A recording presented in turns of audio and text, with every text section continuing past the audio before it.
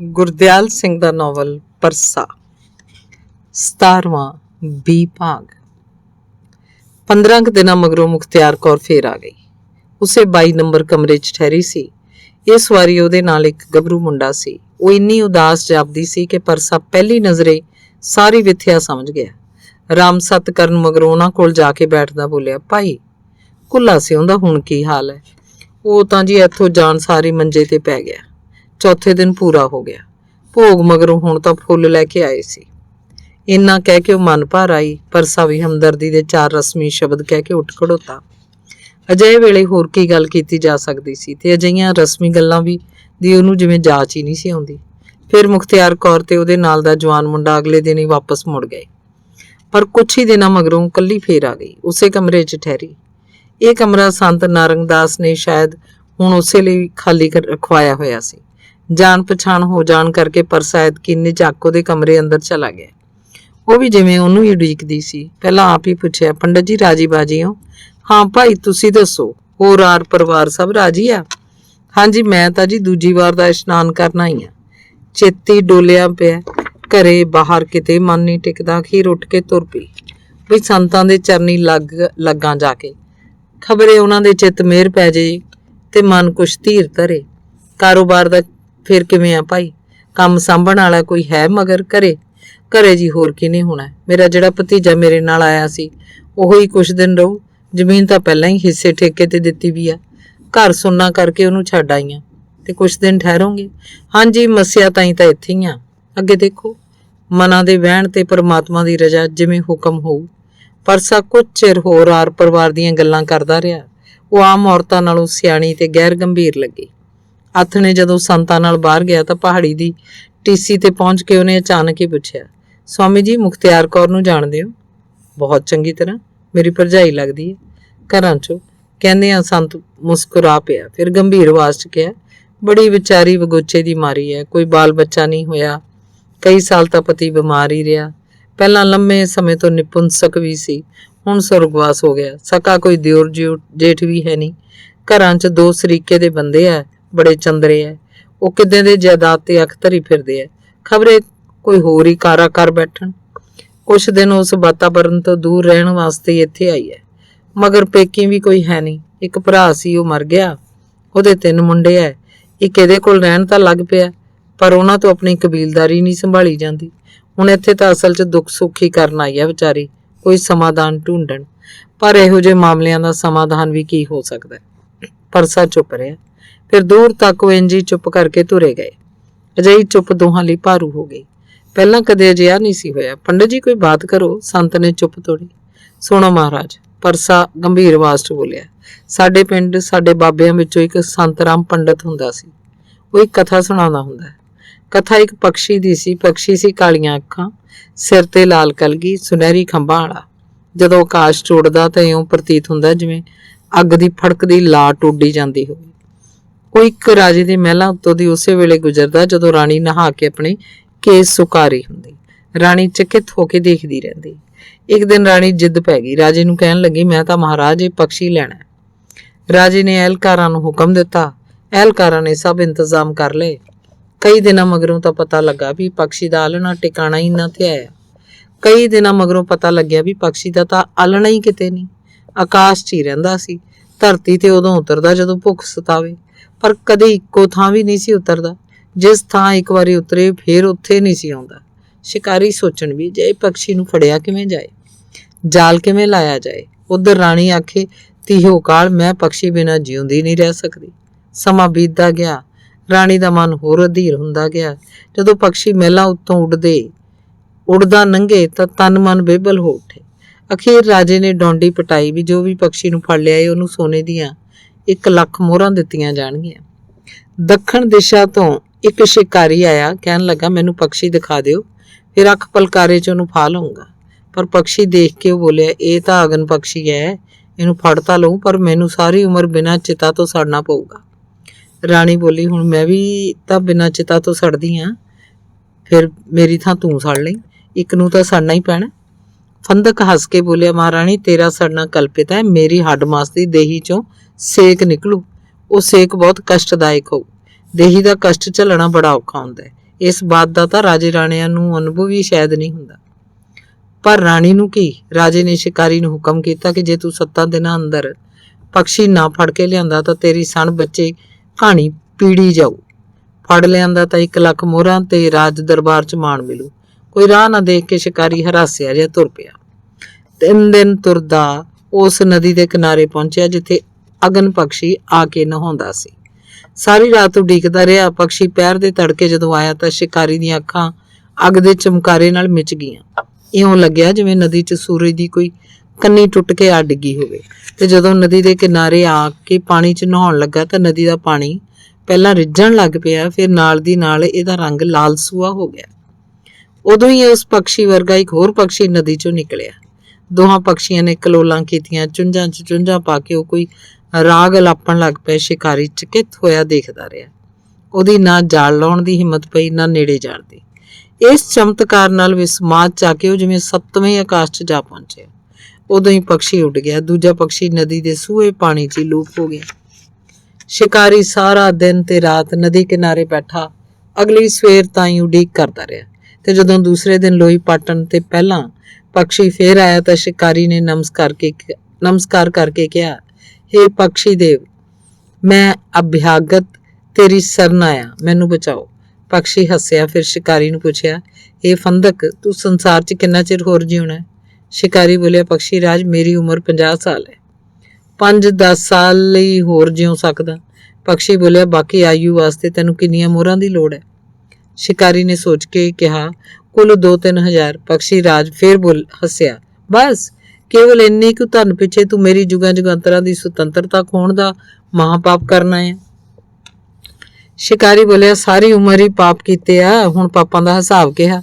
ਪਕਸ਼ੀ ਬੋਲਿਆ, ਉਹ ਪਾਪ ਤੂੰ ਪੇਟ ਖਾਤਰ ਕੀਤੇ ਸੀ, ਇਹ ਪਾਪ ਲਾਲਸਾ ਕਾਰਨ ਹੈ।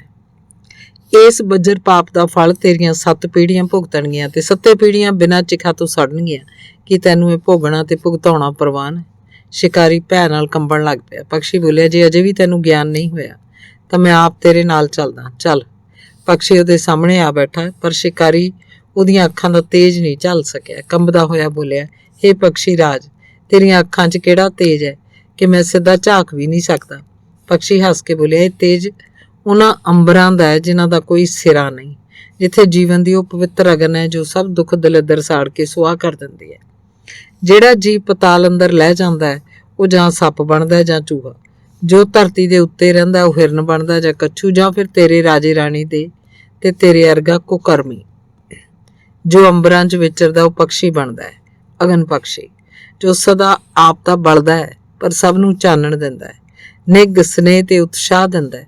ਹੁਣ ਤੂੰ ਜਿਹੋ ਜਿਹਾ ਵੀ ਜੀਵ ਆਪਣੇ ਆਪ ਨੂੰ ਬਣਾ ਲੈ, ਤੈਨੂੰ ਮੈਂ ਇਹ ਇੱਛਾ ਪੂਰੀ ਕਰਨ ਦਾ ਅਵਸਰ ਦਿੰਦਾ ਤੇ ਵਰਦਾਨ ਵੀ।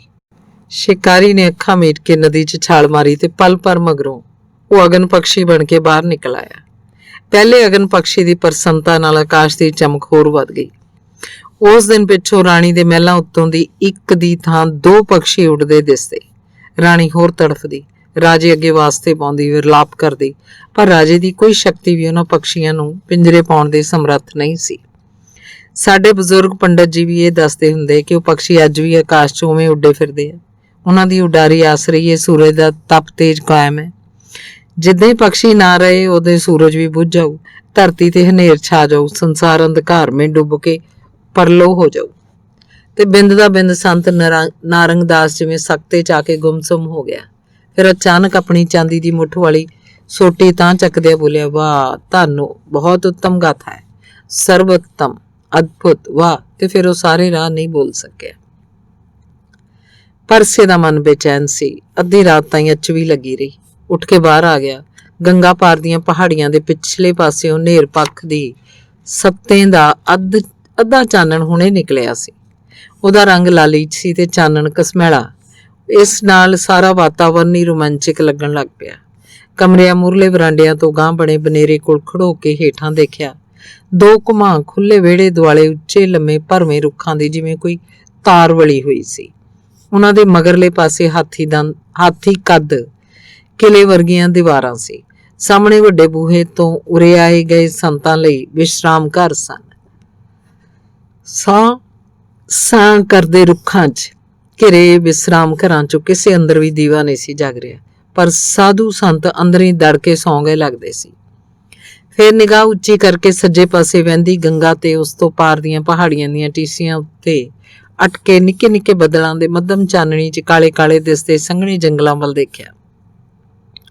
ਸਾਰੇ ਪਾਸੇ ਚੁੱਪ ਚਾਂ ਸੀ। ਕਿਧਰੋਂ ਡੂੰਘੇ ਵਿੱਚੋਂ ਕਦੇ ਕਦੇ ਸੁਣਦੀਆਂ ਬੇਂਡਿਆਂ ਤੇ ਟਿੱਡੀਆਂ ਦੀਆਂ ਆਵਾਜ਼ਾਂ ਵੀ ਇਸ ਸੰਘਣੀ ਚੁੱਪ ਨੂੰ ਭੰਗ ਨਹੀਂ ਸੀ ਕਰ ਰਹੀਆਂ, ਸਗੋਂ ਵਧਾ ਰਹੀਆਂ ਲੱਗਦੀਆਂ ਸੀ। ਸਾਰਾ ਵਾਤਾਵਰਨ ਹੀ ਅਦਭੁਤ ਤੇ ਰੋਮਾਂਚਕ ਸੀ। ਮਨ ਸ਼ਾਂਤ ਹੁੰਦਾ ਲੱਗਿਆ। ਲੰਮੇ ਵਰਾਂਡੇ ਦੇ ਦੂਰ ਤੱਕ ਫੈਲੇ ਹੋਏ ਕਮਰਿਆਂ ਦੇ ਬੰਦ ਬੂਹਿਆਂ ਵੱਲ ਨਿਗਾਹ ਮਾਰਦਾ ਵਾਪਸ ਕਮਰੇ ਅੰਦਰ ਹੀ ਪਰਤ ਆਇਆ। ਬੂਹਾ ਭੀੜ ਕੇ ਨਾਲ ਦੀ ਖਿੜਕੀ ਅੱਧੀ ਕੁ ਖੋਲ ਦਿੱਤੀ। ਉਸ ਚੋਂ ਆਉਂਦੇ ਚੰਦ ਦੇ ਮੱਧਮ ਚਾਨਣ ਨਾਲ ਸਾਰਾ ਕਮਰਾ ਉਪਰਾ ਲੱਗਣ ਲੱਗ ਪਿਆ, ਵਧੇਰੇ ਰੋਮਾਂਚਿਕ ਤੇ ਸੁਗੰਧਤ। ਤੇ ਉਹ ਤਖਤਪੋਸ਼ ਉੱਤੇ ਲੇਟ ਕੇ ਛੱਤ ਵੱਲ ਝਾਕਣ ਲੱਗ ਪਿਆ। ਮੋਟੇ ਨਰੋਏ ਸ਼ਤੀਰ, ਕੜੀਆਂ ਇੱਟਾਂ ਤੇ ਹਿਰਮਤੀ ਨਾਲ ਇੱਟਾਂ ਉੱਤੇ ਬਣਾਏ ਫੁੱਲ, ਸਭ ਕੁਝ ਅਸਾਧਾਰਨ ਲੱਗਿਆ, ਜਿਵੇਂ ਕੋਈ ਸੁਪਨਾ ਵੇਖ ਰਿਹਾ ਹੋਵੇ। ਜਦੋਂ ਇਹਨਾਂ ਸੁਪਨਾ ਇਹ ਖਿਆਲਾਂ ਨੇ ਧੁੰਦ ਵਾਂਗ ਮਨ ਘੇਰਿਆ ਹੋਇਆ ਸੀ ਤਾਂ ਬੂਹਾ ਖੁੱਲਦਾ ਜਾਪਿਆ। ਸਿਰ ਉੱਚਾ ਕਰਕੇ ਦੇਖਿਆ, ਕੋਈ ਅੰਦਰ ਲੰਘ ਕੇ ਬੂਹਾ ਭੀੜ ਰਿਹਾ ਸੀ। ਕਿਹੜਾ? ਉੱਠ ਕੇ ਬੈਠਦਿਆਂ ਪਰਸੇ ਦਾ ਹੱਥ ਸੁੱਤੇ ਸਿੱਧੀ ਸਿਰਹਾਣੇ ਪਏ ਖੂੰਡੇ ਤੇ ਜਾ ਪਿਆ। ਮੈਂ ਪੰਡਤ ਜੀ, ਬਹੁਤ ਧੀਮੀ ਜਨਾਨੀ ਦੀ ਆਵਾਜ਼ ਸੀ। ਆਵਾਜ਼ ਪਛਾਣਦਿਆਂ ਹੀ ਪਰਸੇ ਦਾ ਲੂੰ ਕੰਡਾ ਖੜਾ ਹੋ ਗਿਆ। ਤੁਸੀਂ ਇਸ ਵੇਲੇ? ਅਭਿਆਗਤ ਦੇ ਸ਼ਰਨ ਢਹਿਣ ਦਾ ਵੀ ਕੋਈ ਵੇਲਾ ਹੁੰਦਾ ਮਹਾਰਾਜ, ਬਸ ਲਾਜ ਰੱਖ ਲਓ। ਪਰਸਾ ਜਿਵੇਂ ਸੁੰਨਾ ਹੋ ਗਿਆ। ਤਖਤਪੋਸ਼ ਤੋਂ ਉੱਠ ਕੇ ਹੇਠ ਖੜੋ ਗਿਆ। ਮੁਖਤਿਆਰ ਕੌਰ ਬਿੰਦ ਦਾ ਬਿੰਦ ਉਹਦੇ ਸਾਹਮਣੇ ਖੜੋਤੀ ਰਹੀ। ਫਿਰ ਅਗਾਂਹ ਵੱਧ ਕੇ ਉਹਦੀ ਨਰੋਈ ਥੰਮ ਵਰਗੀ ਦੇਹ ਨੂੰ ਭਰਵੀਆਂ ਬਾਹਾਂ 'ਚ ਘੁੱਟਦੀ ਪਹਿਲਾਂ ਨਾਲੋਂ ਵੀ ਧੀਮੀ ਆਵਾਜ਼ 'ਚ ਬੋਲੀ, ਇਸ ਚੰਦਰੀ ਦਾਹ ਨੇ ਤਾਂ ਮੇਰਾ ਅੰਦਰ ਬਾਹਰ ਹੀ ਲੂ ਤਾਂ ਪੰਡਤ ਜੀ, ਮਨ ਊਂ ਆਪ ਮੁਹਾਰਾ ਹੋ ਗਿਆ। ਮਾਫੀ ਜ਼ਰੂਰ ਦੇ ਦਿਓ, ਇਹੋ ਬੇਨਤੀ ਹੈ। ਕੁਝ ਪਲ ਅਰਸਾ ਅਹਿਲ ਸਿੱਧਾ ਇਉਂ ਖੜੋਤਾ ਰਿਹਾ ਜਿਵੇਂ ਸਿਲ ਪੱਥਰ ਹੋ ਗਿਆ ਹੋਵੇ, ਪਰ ਮੁਖਤਿਆਰ ਉਹਦੇ ਸਾਹਾਂ ਦੀ ਹਵਾੜ ਨਾਲ ਹਿੱਕ ਬਲਣ ਲੱਗ ਪਈ ਤੇ ਇਸ ਨਾਲ ਕਾਲਜੇ 'ਚ ਨਿਕਲਣ ਵਾਲਾ ਸੇਕ ਅਸਹਿ ਹੋ ਗਿਆ। ਅੱਖਾਂ ਦਹਿਕਦੇ ਅੰਗਿਆਰਾਂ ਵਾਂਗ ਮੱਚਣ ਲੱਗ ਪਈਆਂ। ਲੂੰ 'ਚੋਂ ਚੰਗਿਆੜੇ ਫੁੱਟਣ ਲੱਗ ਪਏ। ਸਿਰ ਤੋਂ ਪੈਰਾਂ ਤੱਕ ਸਰੀਰ ਨਿਰੀ ਅੱਗ ਦੀ ਲਾਟ ਬਣ ਗਿਆ। ਉਸੇ ਪਲ ਕਿਸੇ ਦੇ ਸ਼ਬਦ ਸੁਣੇ। ਬੋਲ ਪਾਲੇ ਰਾਗੀ ਦਾ ਹੀ ਲੱਗਿਆ, ਕਿਸੇ ਅਭਿਆਗਤ ਨੂੰ ਦੁਆਰਿਓਂ ਖਾਲੀ ਮੋੜਨਾ ਮਹਾਪਾਪ ਹੁੰਦਾ ਹੈ। ਤੇ ਅਗਲੇ ਪਲ ਜਦੋਂ ਉਹਨੇ ਮੁਖਤਿਆਰੋ ਦੀ ਭਰਵੀਂ ਦੇਹ ਨੂੰ ਤਖਤਪੋਸ਼ ਉੱਤੇ ਪਟਕਾ ਕੇ ਸੁੱਟਿਆ ਤੇ ਨਾਲ ਦੀ ਨਾਲ ਆਪਣੇ ਸਾਰੇ ਅੰਗ ਬੱਜਰ ਸਮਾਨ ਹੋ ਗਏ ਜਾਪੇ। ਤੇ ਫਿਰ ਉਹਨਾਂ ਦੇ ਸਾਹਾਂ ਦੀ ਤਪਸ਼ ਨਾਲ ਜਿਵੇਂ ਸਾਰੇ ਵਾਤਾਵਰਨ ਹੀ ਤਪ ਉੱਠਿਆ। ਕੁਝ ਪਲਾਂ ਮਗਰੋਂ ਮੁਖਤਿਆਰੇ ਨੂੰ ਆਪਣੀ ਦੇਹ ਪੱਕੀ ਪੀਲੂ ਵਾਂਗ ਰੱਸੀ ਲੱਗੀ। ਇੱਕ ਅਸਚਰਜ ਖੁਮਾਰੀ ਨਾਲ ਅੱਖਾਂ ਮਿਟੀਆਂ ਗਈਆਂ। ਕਿੰਨਾ ਚਿਰ ਅਲਸਾਈ ਸਿੱਧੀ ਲੇਟੀ ਰਹੀ। ਅਰਧ ਕੁਆਰੀ ਕਾਇਆ ਤੇ ਤਪਦੀ ਆਤਮਾ ਦੀ ਭਟਕਣ ਸ਼ਾਂਤ ਹੋ ਗਈ ਸੀ, ਜਿਵੇਂ ਜੇਠ ਹਾੜ ਦੀਆਂ ਧੁੱਪਾਂ ਦੀ ਸਾੜੀ ਧਰਤੀ ਸੌਣ ਦੇ ਭਰਵੇਂ ਮੀਂਹ ਨਾਲ ਸੀਤਲ ਹੋ ਕੇ ਖੁੱਲੇ। ਨਿਖਰੇ ਆਕਾਸ਼ ਹੇਠ ਆਨੰਦ ਵਿਭੋਰ ਹੋ ਕੇ ਲੇਟੀ ਹੋਵੇ। ਸਵੇਰੇ ਅੱਖ ਖੁੱਲੀ ਤਾਂ ਖਿੜਕੀ ਵਿੱਚੋਂ ਚਿੱਟਾ ਚਾਨਣਾ ਅੰਦਰ ਆ ਰਿਹਾ ਸੀ।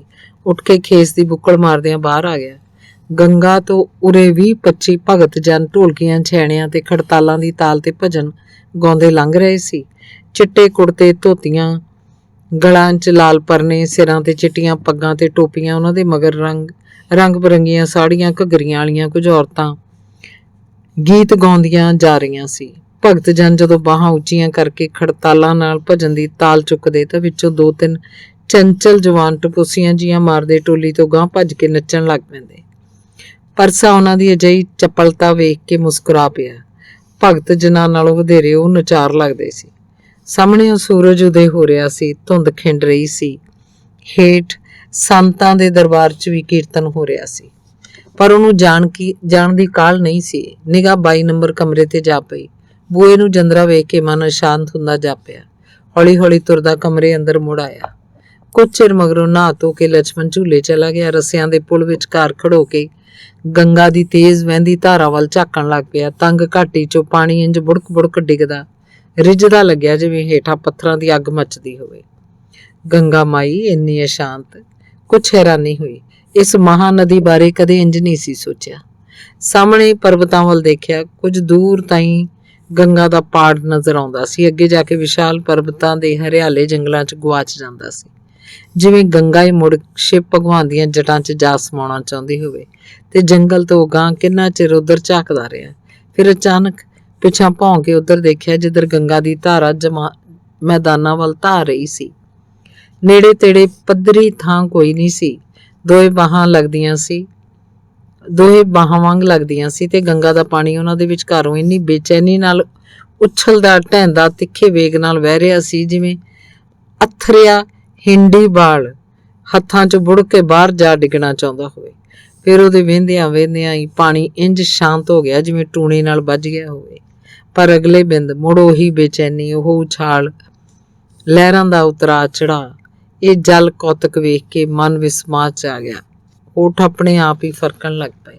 ਆਕਾਸ਼ ਪਤਾਲੀ ਟੁੰਡੇਂਦਿਆਂ ਸਗਲੀ ਔਧ ਵਿਹਾਣੀ, ਛਿਜ ਚੁੰਨਰੀ ਲੀਰਾਂ ਹੋਈ, ਲੰਘ ਕੰਢਿਆਂ ਥਾਣੀ, ਕਸੁੰਬੜਾ ਚੁਗ ਹਾਰੀ ਸੱਜਣ, ਮੈਂ ਰਸਾਂ ਕਸਾਂ ਦੀ ਰਾਣੀ, ਲੱਖ ਧਿਆਣੇ 10 ਹਾਰੇ, ਮੈਂ ਨਾ ਆਈ ਕੱਖੀ ਅੱਗ ਲੁਕਾਣੀ, ਅੰਬਰਾਂ ਦੀ ਖੁਸ਼ਬੋਈ ਪ੍ਰੀਤਮ, ਤੈ ਮਨ ਕਿਉਂ ਨਾ ਭਾਣੀ, ਤੈ ਦਰ ਬਾਂਦੀ ਤੈਂ ਦਰ ਦਾਸੀ, ਤੈਂ ਦਰ ਸੁਗੜ ਸਿਆਣੀ, ਤਾਂ ਮੈਂ ਗੰਗ ਪਟਰਾਣੀ, ਤੂੰ ਜੇ ਸ਼ੋ ਸਾਗਰ ਅਨੰਤਾ, ਮੈਂ ਲਹਿਰ ਭਈ ਜੀ ਭਿਆਣੀ, ਜੇ ਤੂੰ ਸੂਰਜ ਦੇਵ ਕਹਾਵੇਂ ਧੁੱਪ ਛਾਂ ਮੈਨੂੰ ਜਾਣੀ, ਨਾ ਹੁਣ ਆਣ ਨਾ ਜਾਣ ਕਿਤੇ ਦਰ, ਭਈ ਪਾਣੀ ਸੰਗ ਪਾਣੀ ਪ੍ਰੀਤਮ, ਭਈ ਪਾਣੀ ਸੰਗ ਪਾਣੀ।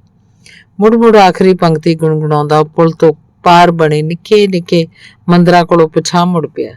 ਕਿਸੇ ਮੰਦਰ ਦੇ ਅੰਦਰ ਨਹੀਂ ਗਿਆ। ਬਾਹਰੋਂ ਹੀ ਕਲਸ਼ ਤੇ ਮਹਿਰਾਬੀ ਬੂਹਿਆਂ ਵਾਲੇ ਮੰਦਰਾਂ ਦੇ ਅੰਦਰ ਬਾਹਰ ਇਹਦੇ ਡਰੇ ਸਹਿਮੇ ਜਏ ਸ਼ਰਧਾਲੂਆਂ ਤੇ ਘਸੇ ਖੁਰਪਿਆਂ ਤੋਂ ਟੁੰਡਾਂ ਵਰਗੇ ਪੰਜਾਬੀਆਂ ਨੂੰ ਦੇਖਦਾ ਰਿਹਾ। ਅੰਦਰ ਦੇਵੀ ਦੇਵਤਿਆਂ ਦੀਆਂ ਉਹ ਮੂਰਤੀਆਂ ਸੀ ਜਿਹੜੀਆਂ ਕਈ ਵਾਰੀ ਦੇਖ ਚੁੱਕਾ ਸੀ ਤੇ ਉਹ ਹਰ ਵਾਰ ਇਹ ਬੇਜਾਨ ਲੱਗੀਆਂ, ਸ਼ਾਂਤ, ਚੁੱਪ ਤੇ ਕੁਝ ਉਦਾਸ ਵੀ, ਜਿਵੇਂ ਇੰਜੀ ਖੜੀਆਂ ਖੜੋਤੀਆਂ ਅੱਕ ਥੱਕ ਗਈਆਂ ਹੋਣ। ਮੁੜਦਿਆਂ ਇੱਕ ਵਾਰ ਫਿਰ ਪਛਾਂ ਝਾਕਿਆ ਤੇ ਸਿੱਧੇ ਉਲਰੇ ਹੋਏ ਪਰਬਤਾਂ ਦੀਆਂ ਜੜ੍ਹਾਂ 'ਚ ਬਣੇ ਇੱਕ ਮੰਦਰ ਸੁਪਨੇ 'ਚ ਦੇਖਿਆ। ਪੁਰਾਣੀਆਂ ਸੁੰਨੀਆਂ ਗੁਫਾਵਾਂ ਵਰਗੇ ਲੱਗੇ। ਵਹਿੰਦਿਆਂ ਪੁਲ ਲੰਘ ਕੇ ਉਰਲੇ ਪਾਸੇ ਆ ਗਿਆ। ਮੋਟੀਆਂ ਲਾਸਾਂ ਤੇ ਸੰਗਲਾਂ ਆਸਰੇ ਤਣੇ ਝੂਲਦੇ ਪੁਲ ਉੱਤੇ ਆਉਂਦੇ ਜਾਂਦੇ ਸ਼ਰਧਾਲੂਆਂ ਦਾ ਦ੍ਰਿਸ਼ ਵੀ ਓਨਾ ਹੀ ਰੋਮਾਂਚਕ ਸੀ। ਵਜੂਦ ਵਿੱਚ ਮੁੜ ਉਹ ਪੰਕਤੀਆਂ ਗੁਣਗੁਣਾਉਣ ਲੱਗ ਪਿਆ। ਨਾ ਹੁਣ ਆਣ ਨਾ ਜਾਣ ਕਿਤੇ ਦਰ ਪ੍ਰੀਤਮ, ਭਈ ਪਾਣੀ ਸੰਗ ਪਾਣੀ, ਭਈ ਪਾਣੀ ਸਿਉ ਪਾਣੀ। ਆਸ਼ਰਮ ਪਹੁੰਚਿਆ ਤਾਂ ਮੁਖਤਿਆਰੋ ਬਾਰੇ ਸੰਤ ਨਾਰੰਗ ਦਾਸ ਨੇ ਦੱਸਿਆ ਵੀ ਅੱਜ ਉਹਦੇ ਚਿਹਰੇ ਤੇ ਉਦਾਸੀ ਦਾ ਕੋਈ ਚਿੰਨ੍ਹ ਨਹੀਂ ਸੀ, ਸਗੋਂ ਕਿਸੇ ਮਾਨਸਿਕ ਸੰਤੁਸ਼ਟੀ ਦੀ ਲਿਸ਼ਕ ਸੀ। ਸਮਾਨ ਉਹ ਕਮਰੇ ਅੰਦਰ ਹੀ ਛੱਡ ਕੇ ਗੰਗਾ ਇਸ਼ਨਾਨ ਕਰਨ ਤੁਰ ਪਈ ਸੀ। ਕਹਿੰਦੀ ਸੀ ਇਸ਼ਨਾਨ ਮਗਰੋਂ ਉੱਥੋਂ ਹੀ ਪਿੰਡ ਨੂੰ ਮੁੜ ਜਾਏਗੀ ਤੇ ਅਗਲੀ ਮੱਸਿਆ ਨੂੰ ਫੇਰ ਆਏਗੀ। 7 ਮੱਸਿਆ ਨਹਾਉਣ ਦਾ ਸੰਕਲਪ ਕਰੀ ਫਿਰਦੀ ਸੀ। ਇਹ ਦੱਸਦਿਆਂ ਸੰਤ ਪਰਸੇ ਦੀਆਂ ਅੱਖਾਂ 'ਚ ਸਿੱਧਾ ਤੱਕਦਿਆਂ ਰਤਾ ਵਿਅੰਗ ਨਾਲ ਮੁਸਕਰਾ ਪਿਆ, ਪਰ ਪਰਸਾ ਧਿਆਨ ਨਾਲ ਉਸ ਵੱਲ ਨਹੀਂ ਝਾਕਿਆ। ਕੰਧਾਂ ਉੱਤੇ ਲੱਗੀਆਂ ਤਸਵੀਰਾਂ ਦੇਖਦਾ ਰਿਹਾ। ਉਹਦੀ ਬੇਧਿਆਨੀ ਸ਼ਾਇਦ ਸੰਤ ਨੂੰ ਕੁਝ ਚੁਭੀ ਵੀ। ਕਈ ਦਿਨਾਂ ਤੋਂ ਪੰਡਤ ਜੀ ਥੋੜੀ ਮਹਿਮਾ ਬਹੁਤ ਕਰਦੀ ਸੀ। ਮੈਂ ਕਿਹਾ, ਪੰਡਤ ਤਾਂ ਹੀਰਾ, ਗੁਣਾਂ ਦੀ ਗੁੱਥਲੀ, ਮਹਾਨ ਆਤਮਾ, ਗਿਆਨੀ ਪੁਰਸ਼ ਹੈ। ਐਸੇ ਪੁਰਸ਼ਾਂ ਦਾ ਸੰਗ ਤਾਂ ਭਾਗਾਂ ਨਾਲ ਮਿਲਦਾ ਹੈ। ਨਿਗਾਹ ਉੱਚੀ ਕਰਕੇ ਪਰਸਾ ਜਦੋਂ ਘੂਰ ਕੇ ਨਾਰੰਗਦਾਸ ਦੀਆਂ ਅੱਖਾਂ 'ਚ ਸਿੱਧਾ ਝਾਕਿਆ ਤਾਂ ਸੰਤ ਘਬਰਾ ਗਿਆ। ਫਿਰ ਗੰਭੀਰ ਹੁੰਦਿਆਂ ਬੋਲਿਆ, ਅਭਿਆਗਤ ਨੂੰ ਧਰਵਾਸ ਦੇਣਾ, ਆਸਰਾ ਦੇਣਾ 7 ਜਨਮਾਂ ਦੀ ਤਪੱਸਿਆ ਬਰਾਬਰ ਹੁੰਦਾ ਹੈ। ਤੇਰੇ ਨਾਲ ਗੱਲਾਂ ਬਾਤਾਂ ਕਰਕੇ ਉਹਨੂੰ ਗਿਆਨ ਹੋ ਗਿਆ ਵੀ ਇਹ ਸੰਸਾਰ ਤਾਂ ਦੁੱਖਾਂ ਦੀ ਖਾਣ ਹੈ। ਦੁੱਖ ਸੁੱਖ ਜੀਵਨ ਦੀ ਧੁੱਪ ਛਾਂ ਹੈ। ਇਸੇ ਕਰਕੇ ਉਹਦੀ ਆਤਮਾ ਤੋਂ ਭਾਰ ਲੈ ਗਿਆ। ਐਸਾ ਗਿਆਨ ਹੋਣਾ ਪਿਛਲੇ ਕਰਮਾਂ ਦਾ ਹੀ ਫਲ ਹੁੰਦਾ ਹੈ ਤੇ ਕਿਸੇ ਪਹੁੰਚੇ ਹੋਏ ਪੁਰਸ਼ ਦੀ ਸੰਗਤ ਪ੍ਰਾਪਤ ਕਰਕੇ ਇਸ ਕਸ਼ਟ ਤੋਂ ਮੁਕਤ ਹੋ ਗਈ। ਨਹੀਂ ਤਾਂ ਐਸੀ ਦੁਖਦਾਈ ਅਵਸਥਾ ਵਿੱਚ ਅਗਿਆਨੀ ਲੋਕ ਸਾਰੀ ਉਮਰ ਨਹੀਂ ਨਿਕਲ ਸਕਦੇ। ਪਰਸੇ ਨੇ ਸੰਤ ਵੱਲ ਹੋਰ ਧਿਆਨ ਨਾਲ ਦੇਖਿਆ। ਉਹਨੂੰ ਜਾਪਿਆ ਜਿਵੇਂ ਸਿਰਫ ਉਹਨੂੰ ਵਰਚਾਉਣ ਲਈ ਉਹ ਬੋਲ ਰਿਹਾ ਸੀ। ਮੁਖਤਿਆਰੂ ਨਾਲ ਉਹਦੀ ਕਦੇ ਅਜਿਹੀ ਕੋਈ ਗੱਲਬਾਤ ਨਹੀਂ ਸੀ ਹੋਈ। ਸੰਤ ਸ਼ਾਇਦ ਕਿਸੇ ਅੰਦਰਲੇ ਪਾਲਿਓਂ ਡਰਦਾ ਅਜਿਹੀਆਂ ਬੇਅਰਥ ਗੱਲਾਂ ਕਰ ਰਿਹਾ ਸੀ। ਪਰਸੇ ਨੂੰ ਅਜਿਹਾ ਖਿਆਲ ਆਉਂਦਿਆਂ ਹੀ ਪਹਿਲਾਂ ਗੁੱਸਾ ਆਇਆ, ਫਿਰ ਜੀ ਕੱਚਾ ਹੋਣ ਲੱਗ ਪਿਆ। ਆਸੇ-ਪਾਸੇ ਉੱਚੀਆਂ ਕੰਧਾਂ ਦੀਆਂ ਟੰਗੀਆਂ ਸਾਧੂ ਮਹਾਤਮਾ ਦੀਆਂ ਤਸਵੀਰਾਂ ਵੱਲ ਵੇਖਿਆ ਤੇ ਉੱਠ ਕੇ ਖੜਾ ਹੋ ਗਿਆ। ਬੂਹੇ ਵੱਲ ਤਿੱਖੀਆਂ ਨਜ਼ਰਾਂ ਨਾਲ ਝਾਕਦਾ ਬੋਲਿਆ, ਤੁਸੀਂ ਅਜੇ ਜੇ ਆਪਦਾ ਮਨ ਹੀ ਨਹੀਂ ਸਾਧਿਆ ਸੰਤ ਜੀ, ਤਾਂ ਇੰਨੀ ਉਮਰ ਗੁਆ ਕੇ ਕੀ ਖੱਟਿਆ। ਇਹ ਮਨੁੱਖਾ ਜਨਮ ਸਭ ਜਨਮਾਂ ਤੋਂ ਉੱਤਮ ਹੈ। ਆਪੇ ਹੀ ਕਹਿੰਦੇ ਹੁੰਨੇ ਹੋ ਵੀ 84 ਲੱਖ ਜੂਨਾਂ ਮਗਰੋਂ ਮਿਲਦਾ ਇਹ ਜਨਮ, ਤੇ ਐਸੀ ਦੁਰਲੱਭ ਤੇ ਅਮੁੱਲੀ ਵਸਤੂ ਵੀ ਐਂ ਹੀ ਗਵਾਈ ਦੀ ਹੁੰਦੀ ਹੈ। ਤੇ ਫਿਰ ਬਿਨਾਂ ਉਹਦਾ ਹੁੰਗਾਰਾ ਉਡੀਕਿਆਂ ਦਰਬਾਰ ਤੋਂ ਬਾਹਰ ਚਲਾ ਗਿਆ। ਨਾਰੰਗ ਦਾਸ ਦੀ ਜਿਵੇਂ ਜੀਭ ਠਾਕੀ ਗਈ, ਇੰਜ ਮਹਿਸੂਸ ਹੋਇਆ ਜਿਵੇਂ ਕੈਲਾਸ਼ ਪਰਬਤ ਦੀ ਟੀਸੀ ਤੋਂ ਡਿੱਗ ਪਿਆ ਹੋਵੇ। ਉਸੇ ਦਿਨ ਆਥਣੇ ਸੰਤ ਦਾ ਮੋਟੀਆਂ ਅੱਖਾਂ ਵਾਲਾ ਚਹੇਤਾ ਚੇਲਾ ਮਨੀਸ਼ਾ ਨੰਦ ਮੇਮਣੇ ਵਾਂਗ ਉਹਦੇ ਪਿੱਛੇ ਲੱਗ ਤੁਰਿਆ, ਪਰ ਪਰਸਰ ਇੱਕ ਵਾਰੀ ਪਿੱਛੇ ਦੇਖ ਕੇ ਮੁੜੇ ਭੁੱਲ ਹੀ ਗਿਆ ਵੀ ਕੋਈ ਉਹਦੇ ਨਾਲ ਆ ਰਿਹਾ ਸੀ। ਦੋਏ ਜਦੋਂ ਅੱਗੇ ਪਿੱਛੇ ਤੁਰੇ ਜਾ ਰਹੇ ਸੀ ਤੇ ਸੰਤ ਮਨੀਸ਼ਾ ਨੰਦ ਨੇ ਕਾਲ ਨਾਲ ਅੱਗੇ ਵੱਧ ਕੇ ਕਿਹਾ, महाराज भगत जी, कोई ज्ञान की बात कहो, हमारा कल्याण करो जी, आप समर्थ हो जी। परसा पछाण झाकिया तो ਉਹਦਾ ਧਿਆਨ ਉਖੜ ਗਿਆ, पर फिर संत ਦੀਆਂ ਅੱਖਾਂ 'ਚ ਬੱਚਿਆਂ ਵਰਗੀ ਜਿਗਿਆਸਾ ਵੇਖ ਕੇ ਬੋਲਿਆ, कोई प्रश्न ਤਾਂ करो, ਐਵੇਂ ज्ञान की बात क्या करिए महाराज। मेरा प्रश्न तो महाराज ये है कि मनुख के जीवन का लक्ष्य क्या है, वो काहे के लिए संसार में आता है, बस ਇਹੋ बता ਦਿਓ ਤੇ मोक्ष का रास्ता मिले महात्मा जी। ਔਖਾ ਪ੍ਰਸ਼ਨ ਹੈ, ਪਰ ਮੇਰੀ ਤੁਛ ਬੁੱਧੀ ਮੁਜਬ ਜੀਵ ਦਾ ਇੱਕ ਲਕਸ਼ ਤਾਂ ਪ੍ਰਾਣੀ ਮਾਤਰ ਦੀ ਸੇਵਾ ਹੈ, ਕਿਉਂ ਜੋ ਪ੍ਰਾਣੀ ਹੀ ਬ੍ਰਹਮ ਸਰੂਪ ਹੈ। पर ये सेवा किस प्रकार होवे, इसे बात का ज्ञान चाहिए जी। ਇਹਦੇ अनेक साधन है महाराज, कईयां दी ਤਾਂ ਧਰਮ आग्या भी नहीं देंदे। मनीषा नंद हैरान होके उस वल झाकिया, ये कैसी दुविधा है महाराज, ऐसा भी कोई सेवा कर्म है जिसकी धर्म में आज्ञा ही ना होवे। हाँ है, परसा ठरमे नाल बोलिया, इस पर था एक प्रसंग सुनोगे? अवश्य सुनाओ महाराज, आपका तो हर वचन शुभ है जी, आप तो परमात्मा है, ब्रह्म ज्ञानी है, इसीलिए तो आपकी शरण पड़े हैं जी। ਇਹ ਤਾਂ ਤੁਹਾਡਾ ਭਰਮ ਹੈ ਸੰਤੋ। ਖੈਰ ਪ੍ਰਸੰਗ ਸੁਣੋ। ਸਾਡੇ ਨਾਲ ਦੇ ਪਿੰਡ ਇੱਕ ਪਹਿਲਵਾਨ ਸੀ, ਦੂਰ ਦੂਰ ਤੱਕ ਮਸ਼ਹੂਰ, ਬਹੁਤਾ ਹੀ ਸੁੰਦਰ ਸਰੀਰ, ਸੁੰਦਰ ਨੈਣ ਨਕਸ਼, ਉਮਰ 21-22 ਸਾਲ, ਜ਼ਿਮੀਂਦਾਰਾਂ ਦੇ ਘਰ ਦਾ ਜਾਮਾ, ਬਸ ਘਿਓ ਖਾਣਾ, ਜ਼ੋਰ ਕਰਨਾ, ਘੁਲਣ ਜਾਣਾ ਤੇ ਵੱਡਿਆਂ ਵੱਡਿਆਂ ਪਹਿਲਵਾਨਾਂ ਦੀ ਝੰਡੀ ਵੀ ਫੜ ਲੈਣੀ। ਅਕਸਰ ਘੋਲ ਜਿੱਤ ਕੇ ਆਉਣਾ। ਬਾਹਰਲੇ ਟਿੱਬੀ ਵਾਲੇ ਘਰ ਉਹਨੇ ਖਾੜਾ ਪੱਟਿਆ ਹੋਇਆ ਸੀ। ਤੜਕੇ 4 ਵਜੇ ਉੱਠ ਕੇ ਉੱਥੇ ਪੈਰ ਭਰ ਡੰਡ ਬੈਠਕਾਂ ਕੱਢਣੀਆਂ, ਆਉਂਦੇ ਨੇ ਪਿੰਡ ਦੇ ਮੁੰਡਿਆਂ ਨਾਲ ਜ਼ੋਰ ਕਰਨਾ। ਉਸ ਟਿੱਬੀ ਵਾਲੇ ਘਰ ਦੇ ਛਿਪਦੇ ਵਾਲੇ ਪਾਸੇ ਇੱਕ ਕਿਰਸਾਨ ਦਾ ਘਰ ਸੀ। ਜ਼ਮੀਨ ਜਾਇਦਾਦ ਵਾਲੇ ਬੰਦੇ ਸੀ, ਪਰ ਲਟਕਾ ਇੱਕੋ ਸੀ। 15-14 ਸਾਲ ਦਾ ਸੀ ਮੂਰਖ ਸਿੱਧੜ। ਉਹਦਾ ਵਿਆਹ ਕਰ ਲਿਆ। ਲੜਕੀ ਦੀ ਉਮਰ 17-18 ਸਾਲ, ਹੁੰਦੜ ਹੇਲ, 4 ਹੱਥ ਲੰਮੀ, ਪਰੀਆਂ ਵਰਗੀ ਸੁੰਦਰ, ਦੋਏ ਧਿਰਾਂ ਅੰਨੀਆਂ ਕਜੋੜ ਕਰ ਦਿੱਤਾ। ਲੜਕੀ ਦੇ ਮਾਪਿਆਂ ਨੇ ਜਾਇਦਾਦ ਦੇਖੀ, ਲੜਕੇ ਵਾਲਿਆਂ ਨੇ ਜਾਇਦਾਦ ਕਰਕੇ ਵੰਸ਼ ਵਧਾਉਣ ਦੀ ਇੱਛਾ ਹੀ ਮੁੱਖ ਰੱਖੀ। ਲੜਕੀ ਬਾਰੇ, ਉਹਦੇ ਹਾਣ ਪ੍ਰਬਾਨ ਬਾਰੇ ਕੌਣ ਸੋਚਦਾ। ਉਹ ਗਊ ਬਣ ਕੇ ਆ ਗਈ। ਆਉਣਾ ਪਿਆ, ਪਰ ਸਿੱਧੜ ਉਮਰੋਂ ਕੱਚਾ ਤੇ ਅਣਜਾਣ ਲਟਕਾ ਜਾਂ ਤਾਂ ਪਿੱਠ ਕਰਕੇ ਸੌਂ ਰਿਹਾ ਕਰੇ ਜਾਂ ਨਿਆਣਿਆਂ ਵਾਲੀ ਖੇਡ ਕਰੇ। ਲਟਕੀ ਕਾਂ ਮਗਨ 'ਚ ਸੜਿਆ ਕਰੇ, ਸਾਰੀ ਰਾਤ ਜਗਿਆ ਕਰੇ, ਰੋਇਆ ਕਰੇ, ਪਰ ਬਣੇ ਕੀ। ਤੇ ਉਧਰ ਪਹਿਲਵਾਨ ਪੈਰ ਤੇ ਤੜਕੇ ਜਦ ਡੰਡ ਬੈਠਕਾਂ ਕੱਢਦਾ ਘਰ ਕਿਆ ਕਰੇ ਤੇ ਉਹ ਹੌਂ ਕਰਕੇ ਕਰੇ ਤਾਂ ਨਾਲ ਦੇ ਕੋਠੇ ਤੇ ਪਈ ਉਸ ਲਟਕੀ ਦੀ ਛਾਤੀ ਵਿੱਚੋਂ ਹੱਥ ਲੰਮੀ ਲਾਟ ਨਿਕਲਿਆ ਕਰੇ। ਪਹਿਲਵਾਨ ਦੇ ਸੁੰਦਰ ਸੁਡੌਲ ਸਰੀਰ, ਬਲ ਤੇ ਜਵਾਨੀ ਦੀ ਝਾਲ ਝੱਲੀ ਨਾ ਜਾਇਆ ਕਰੇ। ਅਖੀਰ ਇੱਕ ਦਿਨ 7 ਹੱਥ ਉੱਚੇ ਕੋਠੇ ਤੋਂ ਛਾਲ ਮਾਰ ਕੇ ਉਹਦੇ ਖਾੜੇ 'ਚ ਡਿੱਗੀ। ਤਾਂ ਉਸਕਾ ਪਤੀ ਮਹਾਰਾਜ, ਮਨੀਸ਼ਾ ਨੰਦ ਅੱਖਾਂ ਫਰਕਾਉਂਦਾ ਜਿਵੇਂ ਕਿਸੇ ਡਰ ਨਾਲ ਗੱਲ ਟੋਕਦਾ ਬੋਲਿਆ। ਉਸ ਨਿਆਣੇ ਦਾ ਕੀ ਸੀ, ਘੂਕ ਸੁੱਤਾ ਪਿਆ ਸੀ। ਪਹਿਲਵਾਨ ਆਕਾਸ਼ ਤੋਂ ਉਤਰੀ ਪਰੀ ਅਰਗੀ ਲਟਕੀ ਦੇਖ ਕੇ ਹੈਰਾਨ ਹੋ ਗਿਆ, ਪਰ ਉਸੇ ਵੇਲੇ ਉਹਨੂੰ ਆਪਣੇ ਉਸਤਾਦ ਦੇ ਬਚਨ ਯਾਦ ਆਏ। ਹੱਥ ਜੋੜ ਕੇ ਬੋਲਿਆ, ਬੀਬੀ ਭੈਣ, ਤੂੰ ਇਹ ਕਰਮ ਕਿਉਂ ਕੀਤਾ? ਅੰਮ੍ਰਿਤ ਵੇਲੇ ਮਨ ਮੈਲਾ ਕਿਵੇਂ ਹੋਇਆ? ਇਹ ਸ਼ਬਦ ਸੁਣ ਕੇ ਲਟਕੀ ਕੰਬ ਗਈ। ਲਾਟੀ ਬਲਦੀ ਉਹ ਜਿਵੇਂ 100 ਘੜਾ ਸੀਤਲ ਜਲ ਮੁੱਧ ਗਿਆ। ਹੱਥ ਪੈਰ ਠੰਡੇ ਪੈ ਗਏ, ਪਰ ਹੌਸਲਾ ਕਰਕੇ ਬੋਲੀ, ਮੈਂ ਵੱਡੀ ਆਸ ਲੈ ਕੇ ਆਈ ਹਾਂ ਜੀ। ਤੂੰ ਬੀਬੀ ਭੈਣ ਕਹਿ ਦਿੱਤਾ, ਹੁਣ ਤੈਨੂੰ ਕੀ ਕਹਾਂ? ਤੂੰ ਤਾਂ ਮੇਰੀਆਂ ਸਾਰੀਆਂ ਆਸਾਂ ਹੀ ਸਾੜ ਕੇ ਸੁਆਹ ਕਰ ਦਿੱਤੀਆਂ, ਮਿੱਟੀ ਘੱਟੇ ਰੋਲ ਦਿੱਤੀਆਂ। ਪਹਿਲਵਾਨ ਉਹਦੀ ਗੱਲ ਸਮਝ ਗਿਆ, ਪਰ ਠਰਮੇ ਨਾਲ ਬੋਲਿਆ, ਅਸੀਂ ਤਾਂ ਬੀਬੀ ਜਤੀ ਸਤੀ ਹੁੰਨੇ ਆ, ਕਾਮ ਕ੍ਰੋਧ ਲੋਭ ਨਾਲ ਤਾਂ ਦੇਹ ਕੋੜੀ ਜਾਂਦੀ ਆ। ਜੇ ਐਸੇ ਕੋ ਕਰਮਾਂ 'ਚ ਪਈਏ ਤਾਂ ਆਪਣੇ ਕਸਬ ਦਾ ਧਰਮ ਕਿਵੇਂ ਪਾਲੀਏ ਬੀਬੀ? ਮੁਟਿਆਰ ਰੋਂਦੀ ਬੋਲੀ, ਚੰਗਾ ਵੀਰਾ, ਜਿਉਂਦਾ ਰਹਿ, ਤੂੰ ਆਪਣੇ ਕਸਬ ਦਾ ਧਰਮ ਪਾਲ, ਮੇਰੇ ਧਰਮ ਦਾ ਰੱਬ ਰੱਖ। ਬਸ ਹੁਣ ਇੰਨਾ ਉਪਕਾਰ ਕਰ ਵੀ ਮੈਨੂੰ ਮੰਜੇ ਉੱਤੋਂ ਦੀ ਤਾਂ ਚੜਾ ਦੇ, ਮੇਰੇ ਸਰੀਰ 'ਚ ਮੁੜ ਕੇ ਚੜ੍ਹਨ ਦੀ ਸੱਤਿਆ ਨਹੀਂ ਰਹੀ। ਪਹਿਲਵਾਨ ਨੇ ਕੁਝ ਸੋਚ ਕੇ ਮੰਜਾ ਕੰਧ ਨਾਲ ਲਾਤਾ ਤੇ ਫਿਰ ਲਟਕੀ ਦੇ ਨਤੰਬਾਂ ਨੂੰ ਹਥੇਲੀਆਂ ਨਾਲ ਸਹਾਰਾ ਦੇ ਕੇ ਮੰਜੇ ਦੇ ਸਿਖਰ ਤੇ ਚੜਾਤਾ। ਤੇ ਜਦੋਂ ਉੱਥੋਂ ਵੀ ਤੋਂ ਬਨੇਰੇ ਨੂੰ ਹੱਥ ਨਾ ਪਏ ਤੇ ਪਹਿਲਵਾਨ ਨੇ ਖੁਰਲੀ ਤੇ ਚੜ੍ਹ ਕੇ ਉਹਦੀਆਂ ਪਾਤਲੀਆਂ ਹਥੇਲੀਆਂ ਤੇ ਰੱਖ ਕੇ ਹਲੋਰਾ ਦਿੱਤਾ ਤੇ ਕੋਠੇ ਤੇ ਚੜਾਤੀ। ਪਰ ਇਸ ਗੱਲ ਬਾਰੇ ਸੁਚੇਤ ਰਿਹਾ ਕਿ ਹਥੇਲੀਆਂ ਤੋਂ ਬਿਨਾਂ ਹੋਰ ਕੋਈ ਅੰਗ ਮੁਟਿਆਰ ਦੇ ਸਰੀਰ ਨੂੰ ਨਾ ਛੋਏ। ਕਰਨੀ ਰੱਬ ਦੀ। ਕੁਛ ਚਿਰ ਮਗਰੋਂ ਪਹਿਲਵਾਨ ਦੇ ਕੋੜ ਫੁੱਟ ਨਿਕਲਿਆ। ਬਥੇਰੇ ਵੈਦ ਹਕੀਮਾਂ ਤੋਂ ਇਲਾਜ ਕਰਾਇਆ, ਪਰ ਕੋਈ ਮੋੜ ਨਾ ਪਿਆ।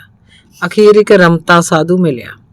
ਉਹਨੇ ਸਾਰਾ ਸਰੀਰ ਦੇਖ ਕੇ ਪੁੱਛਿਆ, ਪਹਿਲਵਾਨ ਤੇਰੀਆਂ ਹਥੇਲੀਆਂ ਉੱਤੇ ਕੋੜ ਦਾ ਕੋਈ ਨਿਸ਼ਾਨ ਨਹੀਂ? ਤੂੰ ਇਹ ਦੱਸ, ਕਦੇ ਕੋਈ ਅਜਿਹਾ ਕਰਮ ਵੀ ਕੀਤਾ ਜਿੱਥੇ ਸਰੀਰ ਦਾ ਹੋਰ ਕੋਈ ਅੰਗ ਨਾ ਵਰਤਿਆ ਹੋਵੇ, ਸਿਰਫ ਹਥੇਲੀਆਂ ਨਾਲ ਹੀ ਇਹ ਕਰਮ ਕੀਤਾ ਹੋਵੇ?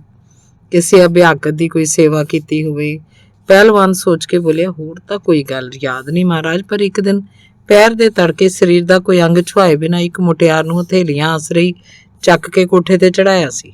ਜਦੋਂ ਸੰਤ ਨੇ ਪਹਿਲਵਾਨ ਤੋਂ ਮੁਟਿਆਰੇ ਬਾਰੇ ਸਾਰੀ ਗੱਲ ਸੁਣ ਲਈ ਤਾਂ ਵਿਚਾਰ ਕਰਕੇ ਬੋਲਿਆ, ਭਾਈ ਸੱਜਣਾ, ਤੇਰੇ ਰੋਗ ਦਾ ਇੱਕੋ ਦਾਰੂ ਹੈ, ਉਸੇ ਲੜਕੀ ਦੀਆਂ ਪਤਲੀਆਂ ਦਾ ਮੁੜਕਾ ਮੰਗ ਕੇ ਲਿਆ, ਮੈਂ ਫੇਰ ਇੱਕ ਔਸ਼ਧੀ ਬਣਾ ਕੇ ਦਿਉ। ਭਗਵਾਨ ਭਲੀ ਕਰੇ, ਪਹਿਲੇ ਲੇਪ ਨਾਲ ਹੀ ਤੇਰੀ ਦੇਹ ਕੰਚਨ ਹੋ ਜਾਊ, ਪਰ ਮੁੜਕਾ ਚਾਂਦੀ ਦੇ ਪਾਤਰ 'ਚ ਲਿਆਈ। ਜੇ ਪਾਤਰ ਸਿਉਨਾ ਦਾ ਹੋਵੇ ਤਾਂ ਹੋਰ ਵੀ ਚੰਗਾ। ਤਾਂ ਪਹਿਲਵਾਨ ਚਾਂਦੀ ਦੀ ਕੌਲੀ ਫੜ ਕੇ ਉਸੇ ਮੁਟਿਆਰ ਦੇ ਦੁਆਰੇ ਗਿਆ। ਉਹਦੀ ਹਾਲਤ ਉੱਤੇ ਤਰਸ ਖਾ ਕੇ ਮੁਟਿਆਰ ਨੇ ਪਾਤਲੀਆਂ ਦਾ ਮੁੜਕਾ ਬਖਸ਼ਤਾ। ਉਸ ਮਗਰੋਂ ਸੰਤ ਦੀ ਔਸ਼ਧੀ ਨਾਲ ਪਹਿਲਵਾਨ ਨਿਰੋਗ ਤੇ ਨਵਾਂ ਨਰੋਆ ਹੋ ਗਿਆ। ਰਤਾ ਰੁਕ ਕੇ ਪਰਸਾ ਧੀਮੀ ਆਵਾਜ਼ 'ਚ ਬੋਲਿਆ, ਹੁਣ ਇਸ ਘਟਨਾ ਦਾ ਭੇਦ ਤੇ ਧਰਮ ਗਿਆਨ ਦਾ ਜੋੜ ਮੇਲ ਬਿਠਾ ਕੇ ਦੇਖੋ ਸੰਤ ਜੀ, ਫੇਰ ਹੀ ਬ੍ਰਹਮ ਗਿਆਨ ਦੀ ਪ੍ਰਾਪਤੀ ਹੋ ਸਕੇਗੀ, ਨਹੀਂ ਸਦਾ ਗਿਆਨੀ ਰਹੋਗੇ। ਇਹ ਕਹਿ ਕੇ ਪਰਸਾ ਚੁੱਪਚਾਪ ਤੁਰ ਪਿਆ। ਮਨੀਸ਼ਾ ਨੰਦ ਗੁੰਮਸੁੰਮ ਹੀ ਹੋ ਗਿਆ। ਕੁਝ ਚਿਰ ਪਿੱਛੇ ਉਹ ਰੁਕ ਗਿਆ, ਜਿਵੇਂ ਬੁਰੀ ਤਰ੍ਹਾਂ ਥੱਕ ਗਿਆ ਹੋਵੇ। ਫਿਰ ਉੱਬੜਵਾਏ ਆਵਾਜ਼ ਮਾਰ ਕੇ ਪਰਸੇ ਨੂੰ ਰੋਕ ਲਿਆ। ਠਹਿਰੋ ਦੇਵਤਾ ਸਰੂਪ, मैं तो अंधकार में खो गया हूँ, कृपा करके बताओ कि इसके अर्थ ये हुए कि उस पहलवान को उस स्त्री की काम पूर्ति के लिए अपना जत सत त्याग देना चाहिए था। ये कैसा कर्म है जी? धर्म के साथ इसका कैसा जोड़ है जी? आप ही बताओ। इस बारे मैं तो कुछ नहीं आख्या, मैं तो सुनी सुनाई गल दसी है। जोड़ मेल तुसी बिठा के देखो जां अपने गुरुदेव तो पुछो, वो समाधान करनगे। पर इस दे होर की अर्थ होए महाराज? आपदा प्रसंग तो जीवन के लक्ष्य के बारे में ही था ना, ये मेरा प्रश्न था। ਇਹਦਾ ਅਰਥ ਇਹ ਹੈ ਕਿ ਤੁਸੀਂ ਤੇ ਤੁਹਾਡਾ ਗੁਰੂ ਵੀ ਕੱਚੇ ਹੋ। ਤੇ ਸੁਣੋ, ਇਹਦੇ ਅਰਥ ਇਹ ਹੋਇਆ ਵੀ ਸੰਸਾਰ 'ਚ ਸਿਰਫ ਸਾਡੀਆਂ ਇੱਛਾਵਾਂ ਤੇ ਲਕਸ਼ ਹੀ ਮੋਕਸ਼ ਦਾ ਸਾਧਨ ਨਹੀਂ। ਅਭਿਆਗਤ, ਲੋੜਵੰਦ, ਨਿਰਾਸ਼, ਬਲਹੀਨ ਜਾਂ ਨਿਤਾਣੇ ਪ੍ਰਾਣੀਆਂ ਪ੍ਰਤੀ ਵੀ ਸਾਡਾ ਕੋਈ ਧਰਮ ਤੇ ਕਰਤੱਵ ਹੈ। ਉਸ ਧਰਮ ਨੂੰ ਸਮਝੇ ਬਿਨਾ ਬੰਦਾ ਅਗਿਆਨੀ ਹੈ, ਅਧਰਮੀ ਹੈ। पर कि ऐसे धर्म की खातर अपनी तपस्या, भक्ति, परमार्थ सबको छोड़ दिया जाए जी? ये कैसा लक्ष्य है महाराज? मैं तो अंधकार में हूँ जी, रास्ता बताकर जाओ जी। मैं तो आप अंधकार चा महाराज, रास्ता अपने गुरु तो पूछो, जिदे मगर लग के हीरे जैसे जन्म नूं कौडी बदले बेची जाने हो। परसा ये कह के मुस्कुरा पिया ते मनीषा नंद नूं उत्थे खड़ा छड्ड के बाहो दाई अगली पहाड़ी वल चला गया। मनीषा नंद उहदे व्यंग दा डंगिया पूरी तरह बौंदल गया सी। अगले दिन सारे आश्रम विच इसे गल की चर्चा हुंदी रही कि पंडित परसराम बिना किसी नूं दसिया, बिना किसी नूं राम सत कीतियां चला गया सी। ਇਹ ਵੀ ਪਤਾ ਨਹੀਂ ਸੀ ਕਿ ਪਿੰਡ ਨੂੰ ਗਿਆ ਸੀ ਕਿ ਕਿਧਰੇ ਹੋਰ ਚਲਾ ਗਿਆ ਸੀ। ਇਹ ਖਬਰ ਸੁਣ ਕੇ ਮੁੱਟੀਆਂ ਅੱਖਾਂ ਵਾਲਾ ਸੰਤ ਸਭ ਤੋਂ ਵੱਧ ਉਦਾਸ ਹੋਇਆ। ਅੰਗ 18ਵਾਂ।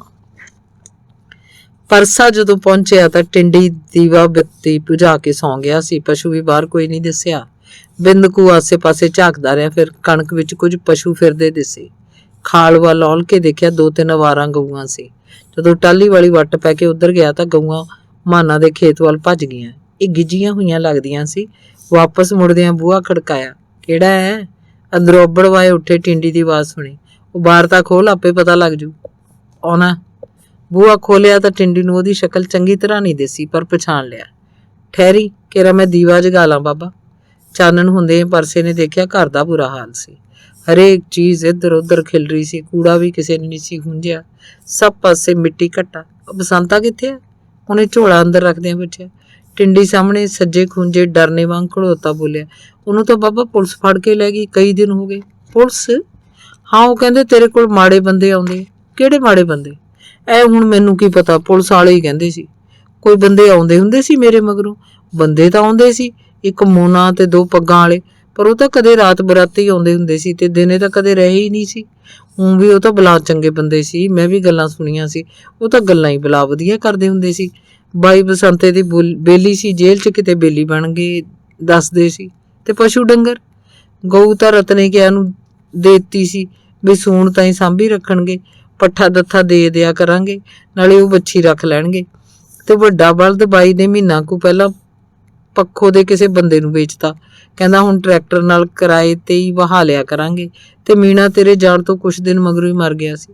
ਮਰ ਗਿਆ? ਹਾਂ, ਉਹ ਤਾਂ ਊਂ ਉਧਰ ਗਿਆ ਜਾਣੀ ਤੇਰੇ ਬਿਨਾ ਬਾਬਾ।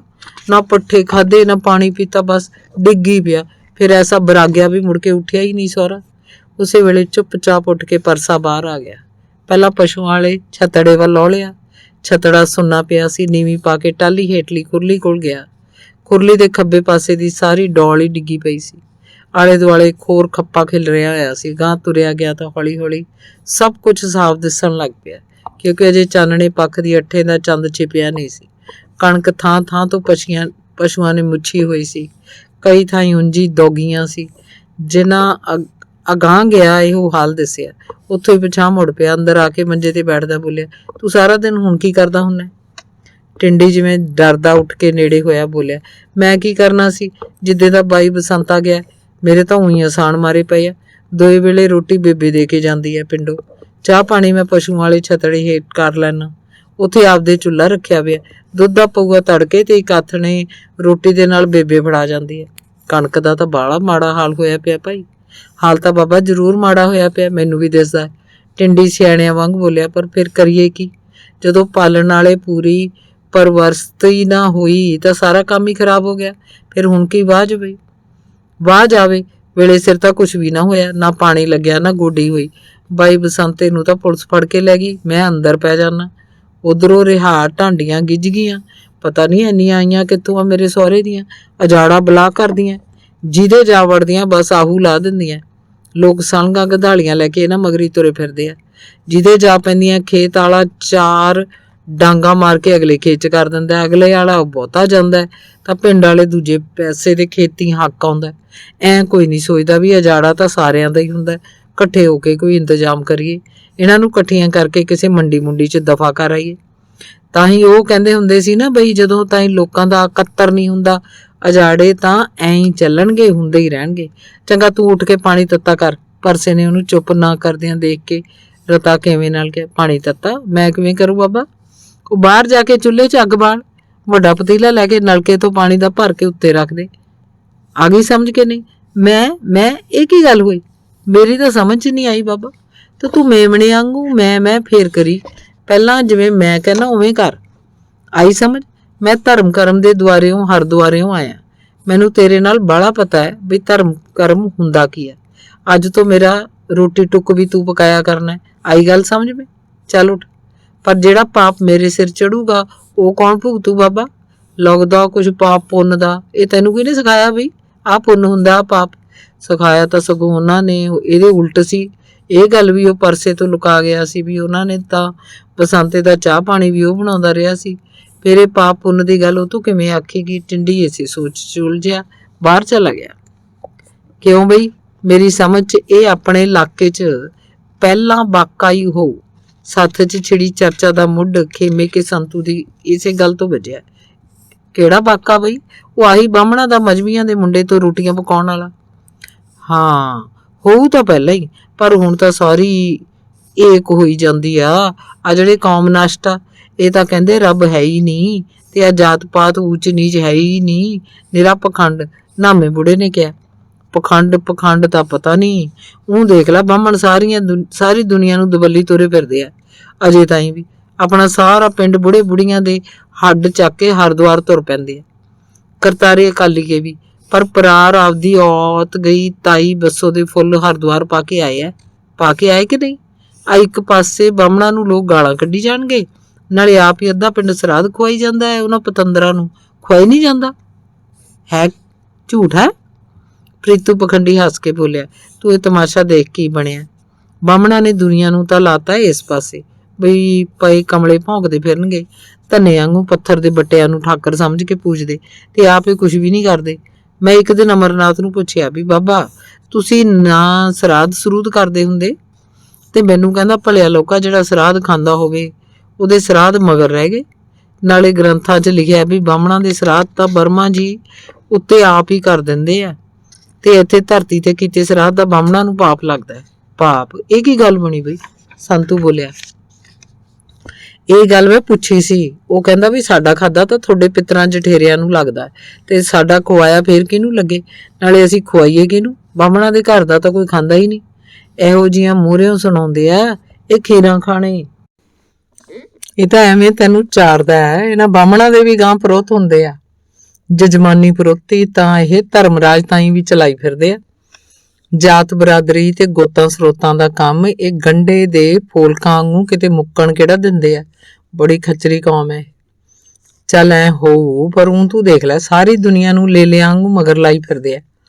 ਬਾਬਾ ਕਰਤਾਰਾ ਦੱਸਦਾ ਹੁੰਦਾ ਸੀ ਵੀ ਸਿੰਘ ਸਭੀਏ ਕੱਤੇ ਦੀ ਪਹਿਲੀ ਬਿਮਾਰੀ ਤੋਂ ਵੀ ਪਹਿਲਾਂ ਦੇ ਕਹਿਣ ਲੱਗੇ ਵੀ ਆ ਵੀ ਮੜੀ ਮਸਾਣੀ ਨਾ ਪੂਜੋ, ਬਾਹਮਣਾ ਮਗਰ ਨਾ ਲੱਗੋ। ਪਰ ਕੋਈ ਹਟਦਾ? ਕਿਸੇ ਨੇ ਸੁਣੀ ਉਹਨਾਂ ਦੀ? ਇਹ ਸਾਊ ਬਰਮਾ ਦੀ ਔਲਾਦ ਹੈ, ਚਤਰ ਹੈ, ਗਿਆਨਬਾਨ ਹੈ, ਤੇ ਇਹ ਤਾਂ ਸਦਾ ਤੋਂ ਬਣੀ ਆਈ ਹੈ ਵੀ ਜਿਹੜਾ ਤਕੜਾ ਹੋਊ, ਚਤਰ ਹੋਊ, ਚਲਾਕੀ ਨਾਲ ਇੱਕ ਦੂਜੇ ਨੂੰ ਭਰਮਾਊ, ਚੱਲੂ ਤਾਂ ਉਸੇ ਦੀ। ਤੇ ਅੱਜ ਵੀ ਚੱਲਦੀ ਹੈ। ਨਾਮਾ ਬੁੜਾ ਬੋਲਿਆ। ਨਾਲੇ ਬਾਬਾ ਤੂੰ ਕਹਿ ਦਿੰਦਾ ਵੀ ਹੇਠਲੀ ਉੱਤੇ ਹੋਊ। ਉਹ ਮੈਂ ਕਿਹੜਾ ਰੱਬ ਤੋਂ ਪੁੱਛ ਕੇ ਆਇਆ, ਪਰ ਚਿੱਤ ਮੰਨਦਾ ਵੀ ਹੇਠਲੀ ਉੱਤੇ ਹੋਊ ਜ਼ਰੂਰ। ਇਹ ਤਾਂ ਜੁੱਗਾ ਜੁਗਾਤਰਾ ਤੋਂ ਹੁੰਦੀ ਆਈ ਹੈ। ਪਹਿਲਾਂ ਮੁਗਲਾਂ ਪਠਾਣਾ ਦੇ ਰਾਜ ਹੁੰਦੇ ਸੀ, ਨਰੰਗੇ ਅਰਗਿਆਂ ਦੇ, ਜਿਹਨੇ ਗੁਰੂ ਸਾਹਿਬ ਦੇ ਬੱਚੇ ਵੀ ਨੀਹਾਂ 'ਚ ਚਣਾਏ। ਉਹ ਕਿੱਥੇ ਰਿਹਾ? ਫਿਰ ਕਹਿੰਦੇ ਕੁਛ ਚਿਰ ਰਣਜੀਤ ਸਿੰਘ ਨੇ ਮਾਰ ਜਮਰੌਤ ਤਾਈਂ ਆਪਦਾ ਝੰਡਾ ਚਲਾਤਾ। ਹਰੀ ਸਿੰਘ ਨਲੂਏ ਦਾ ਨਾਂ ਲੈ ਕੇ ਪਠਾਣੀਆਂ ਜਵਾਕਾਂ ਨੂੰ ਡਰਾਉਂਦੀਆਂ ਹੁੰਦੀਆਂ ਸੀ। ਉਹ ਵੀ ਵੇਲੇ ਨਾ ਰਹੇ। ਫਿਰ ਅੰਗਰੇਜ਼ ਆ ਗਏ। ਉਦੋਂ ਸਾਡੇ ਬੁੜਿਆਂ ਨੇ ਆਖਣਾ ਵੀ ਸੂਰਜ ਤਾਂ ਭਾਵੇਂ ਛਿਪਦੇ ਬੰਨੀਓ ਚੜ੍ਹਨ ਲੱਗ ਪਏ, ਪਰ ਗੋਰੇ ਦਾ ਰਾਜ ਨਹੀਂ ਜਾ ਸਕਦਾ। ਇਹਨਾਂ ਦੇ ਰਾਜ 'ਚ ਤਾਂ ਸੂਰਜ ਹੀ ਨਹੀਂ ਛਿਪਦਾ। ਰਾਜ ਜਾਊ ਕਿਵੇਂ? ਪਰ ਉਹ ਵੀ ਤੁਰ ਗਏ। ਤੇ ਹੱਲੇ ਗੁੱਲੇ ਦੇ ਮਗਰੋਂ ਕਹਿੰਦੇ ਆਜ਼ਾਦੀ ਆ ਗਈ, ਆਜ਼ਾਦੀ ਆ ਗਈ। ਇਸ ਰੌਲੇ ਰੱਪੇ 'ਚ ਰਾਜ ਸਾਂਭ ਲਿਆ ਬਾਹਮਣਾ ਬਾਣੀਆਂ ਨੇ। ਸਾਂਭ ਲਿਆ ਕਿ ਨਹੀਂ? ਤਾਂ ਫਿਰ ਹੁੰਦੀ ਰਹੀ ਆ ਹੇਠਲੀ ਉੱਤੇ ਕਿ ਨਹੀਂ?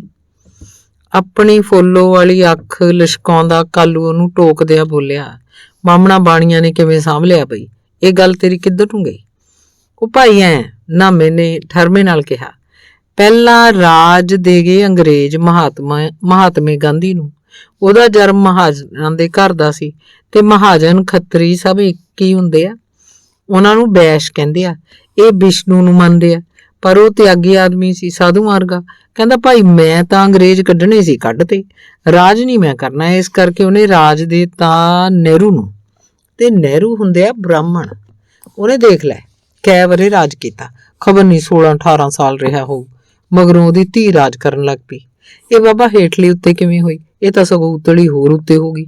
ਤੇਰੇ ਹਿਸਾਬ ਦੀ ਸਾਨੂੰ ਤਾਂ ਕੋਈ ਸਮਝ ਨਹੀਂ ਆਉਂਦੀ। ਨਹੀਂ, ਹੇਠਲੀ ਉੱਤੇ ਵੀ ਹੋਈ ਆ। ਆਪਣੇ ਰਲੇ ਜੋਗੇ ਵਾਲਾ ਬਿਸਵੇਦਾਰ ਸੀਰੀਆਂ ਦੀਆਂ ਰੋਟੀਆਂ ਢੋਂਦਾ ਢੋਂਦਾ ਵਜ਼ੀਰ ਬਣਿਆ ਕਿ ਨਹੀਂ? ਹੋਇਆ ਕਿ ਨਹੀਂ ਹੇਠਲੀ ਉੱਤੇ? ਕਿੱਥੇ ਕਿਰਸਾਨ, ਕਿੱਥੇ ਵਜ਼ੀਰ।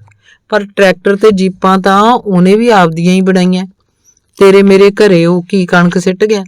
ਆਪਾਂ ਤਾਂ ਰਹੇ ਨਾ ਉਹ ਊਠ ਦੀ ਪੂਛ ਵਰਗੇ, ਜਮਾਂ ਗੱਡੇ ਜੋੜਨ ਵਾਲੇ ਢੋਰ ਦੇ ਢੋਰ। ਤੇ ਗੱਡੇ ਜੋੜਨ ਵਾਲੇ ਚਾਹੇ ਨਗੌਰੀ ਹੋਵੇ ਚਾਹੇ ਧੁੰਨਲ, ਰਹੂ ਤਾਂ ਬਲਦੀ ਨਾ ਕਿ ਨਹੀਂ? ਦੱਸ ਤੂੰ।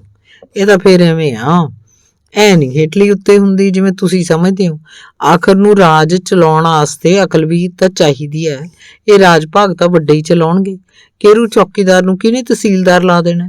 ਜੇ ਲਾ ਵੀ ਦੇਣਾ ਤਾਂ ਕਰੂ ਕੀ? ਕਾਨੂੰ ਕੋ ਮੂਹਰੇ ਕਾਗਜ਼ ਤਾਂ ਉਹ ਪੁੱਠੇ ਕਰਕੇ ਰੱਖ ਦਿੰਦਾ। ਸਿੱਧੇ ਪੁੱਠੇ ਅੱਖਰਾਂ ਦੀ ਪਛਾਣ ਨਹੀਂ।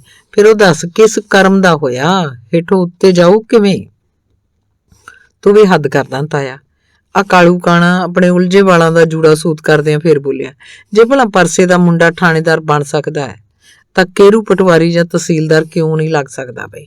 ਨਾਭੇ ਵਾਲੇ ਰਾਜੇ ਦਾ ਇੱਕ ਪਟਵਾਰੀ ਜਾਂ ਤਹਿਸੀਲਦਾਰ ਮੁਨਸਬ ਹੁੰਦਾ ਸੀ। ਨਾਭੇ ਵਾਲੇ ਰਾਜੇ ਦਾ ਉਹ ਨਿਰਾ ਅਨਪੜ੍ਹ ਸੀ, 40 ਸੇਰਾ ਮਿਸਲਾਂ ਦੇ ਹਲਾਂ ਜਿੱਡੇ ਅੱਖਰ ਵਲਦਾ ਹੁੰਦਾ। ਉਹ ਵੀ ਰਾਜ ਕਰਕੇ ਤੁਰ ਗਿਆ। ਫਿਰ ਕੇਰੂ ਤੋਂ ਨਹੀਂ ਤਹਿਸੀਲਦਾਰੀ ਹੁੰਦੀ। ਜਦੋਂ ਕੁਰਸੀ ਤੇ ਲੱਗ ਜਾਣ ਆਪੇ ਕਪਾਟ ਖੁੱਲ ਜਾਂਦੇ ਆ। ਸ਼ਾਬਾਸ਼ੇ ਸ਼ਾਬਾਸ਼ੇ, ਕੋਈ ਹੈ ਮੇਲ ਦੀ ਗੱਲ? ਕਿਤੇ ਦੀ ਲੱਤ ਕਿਤੇ ਦੀ ਬਾਂਹ, ਜੋੜੀ ਦੇਖੀ ਕਿੱਥੇ ਜਾ ਕੇ ਆ। ਵਾਹਵੇ ਕਾਲਾ ਸਿਆ। ਤੇ ਤਾਰੂ ਨੂੰ ਕਾਲੂ ਦੇ ਉੱਤੋਂ ਦੀ ਹੋਣ ਦਾ ਮੌਕਾ ਮਿਲ ਗਿਆ। ਓਏ ਬੈਠਾ ਰਹਿ ਓਏ ਤੂੰ।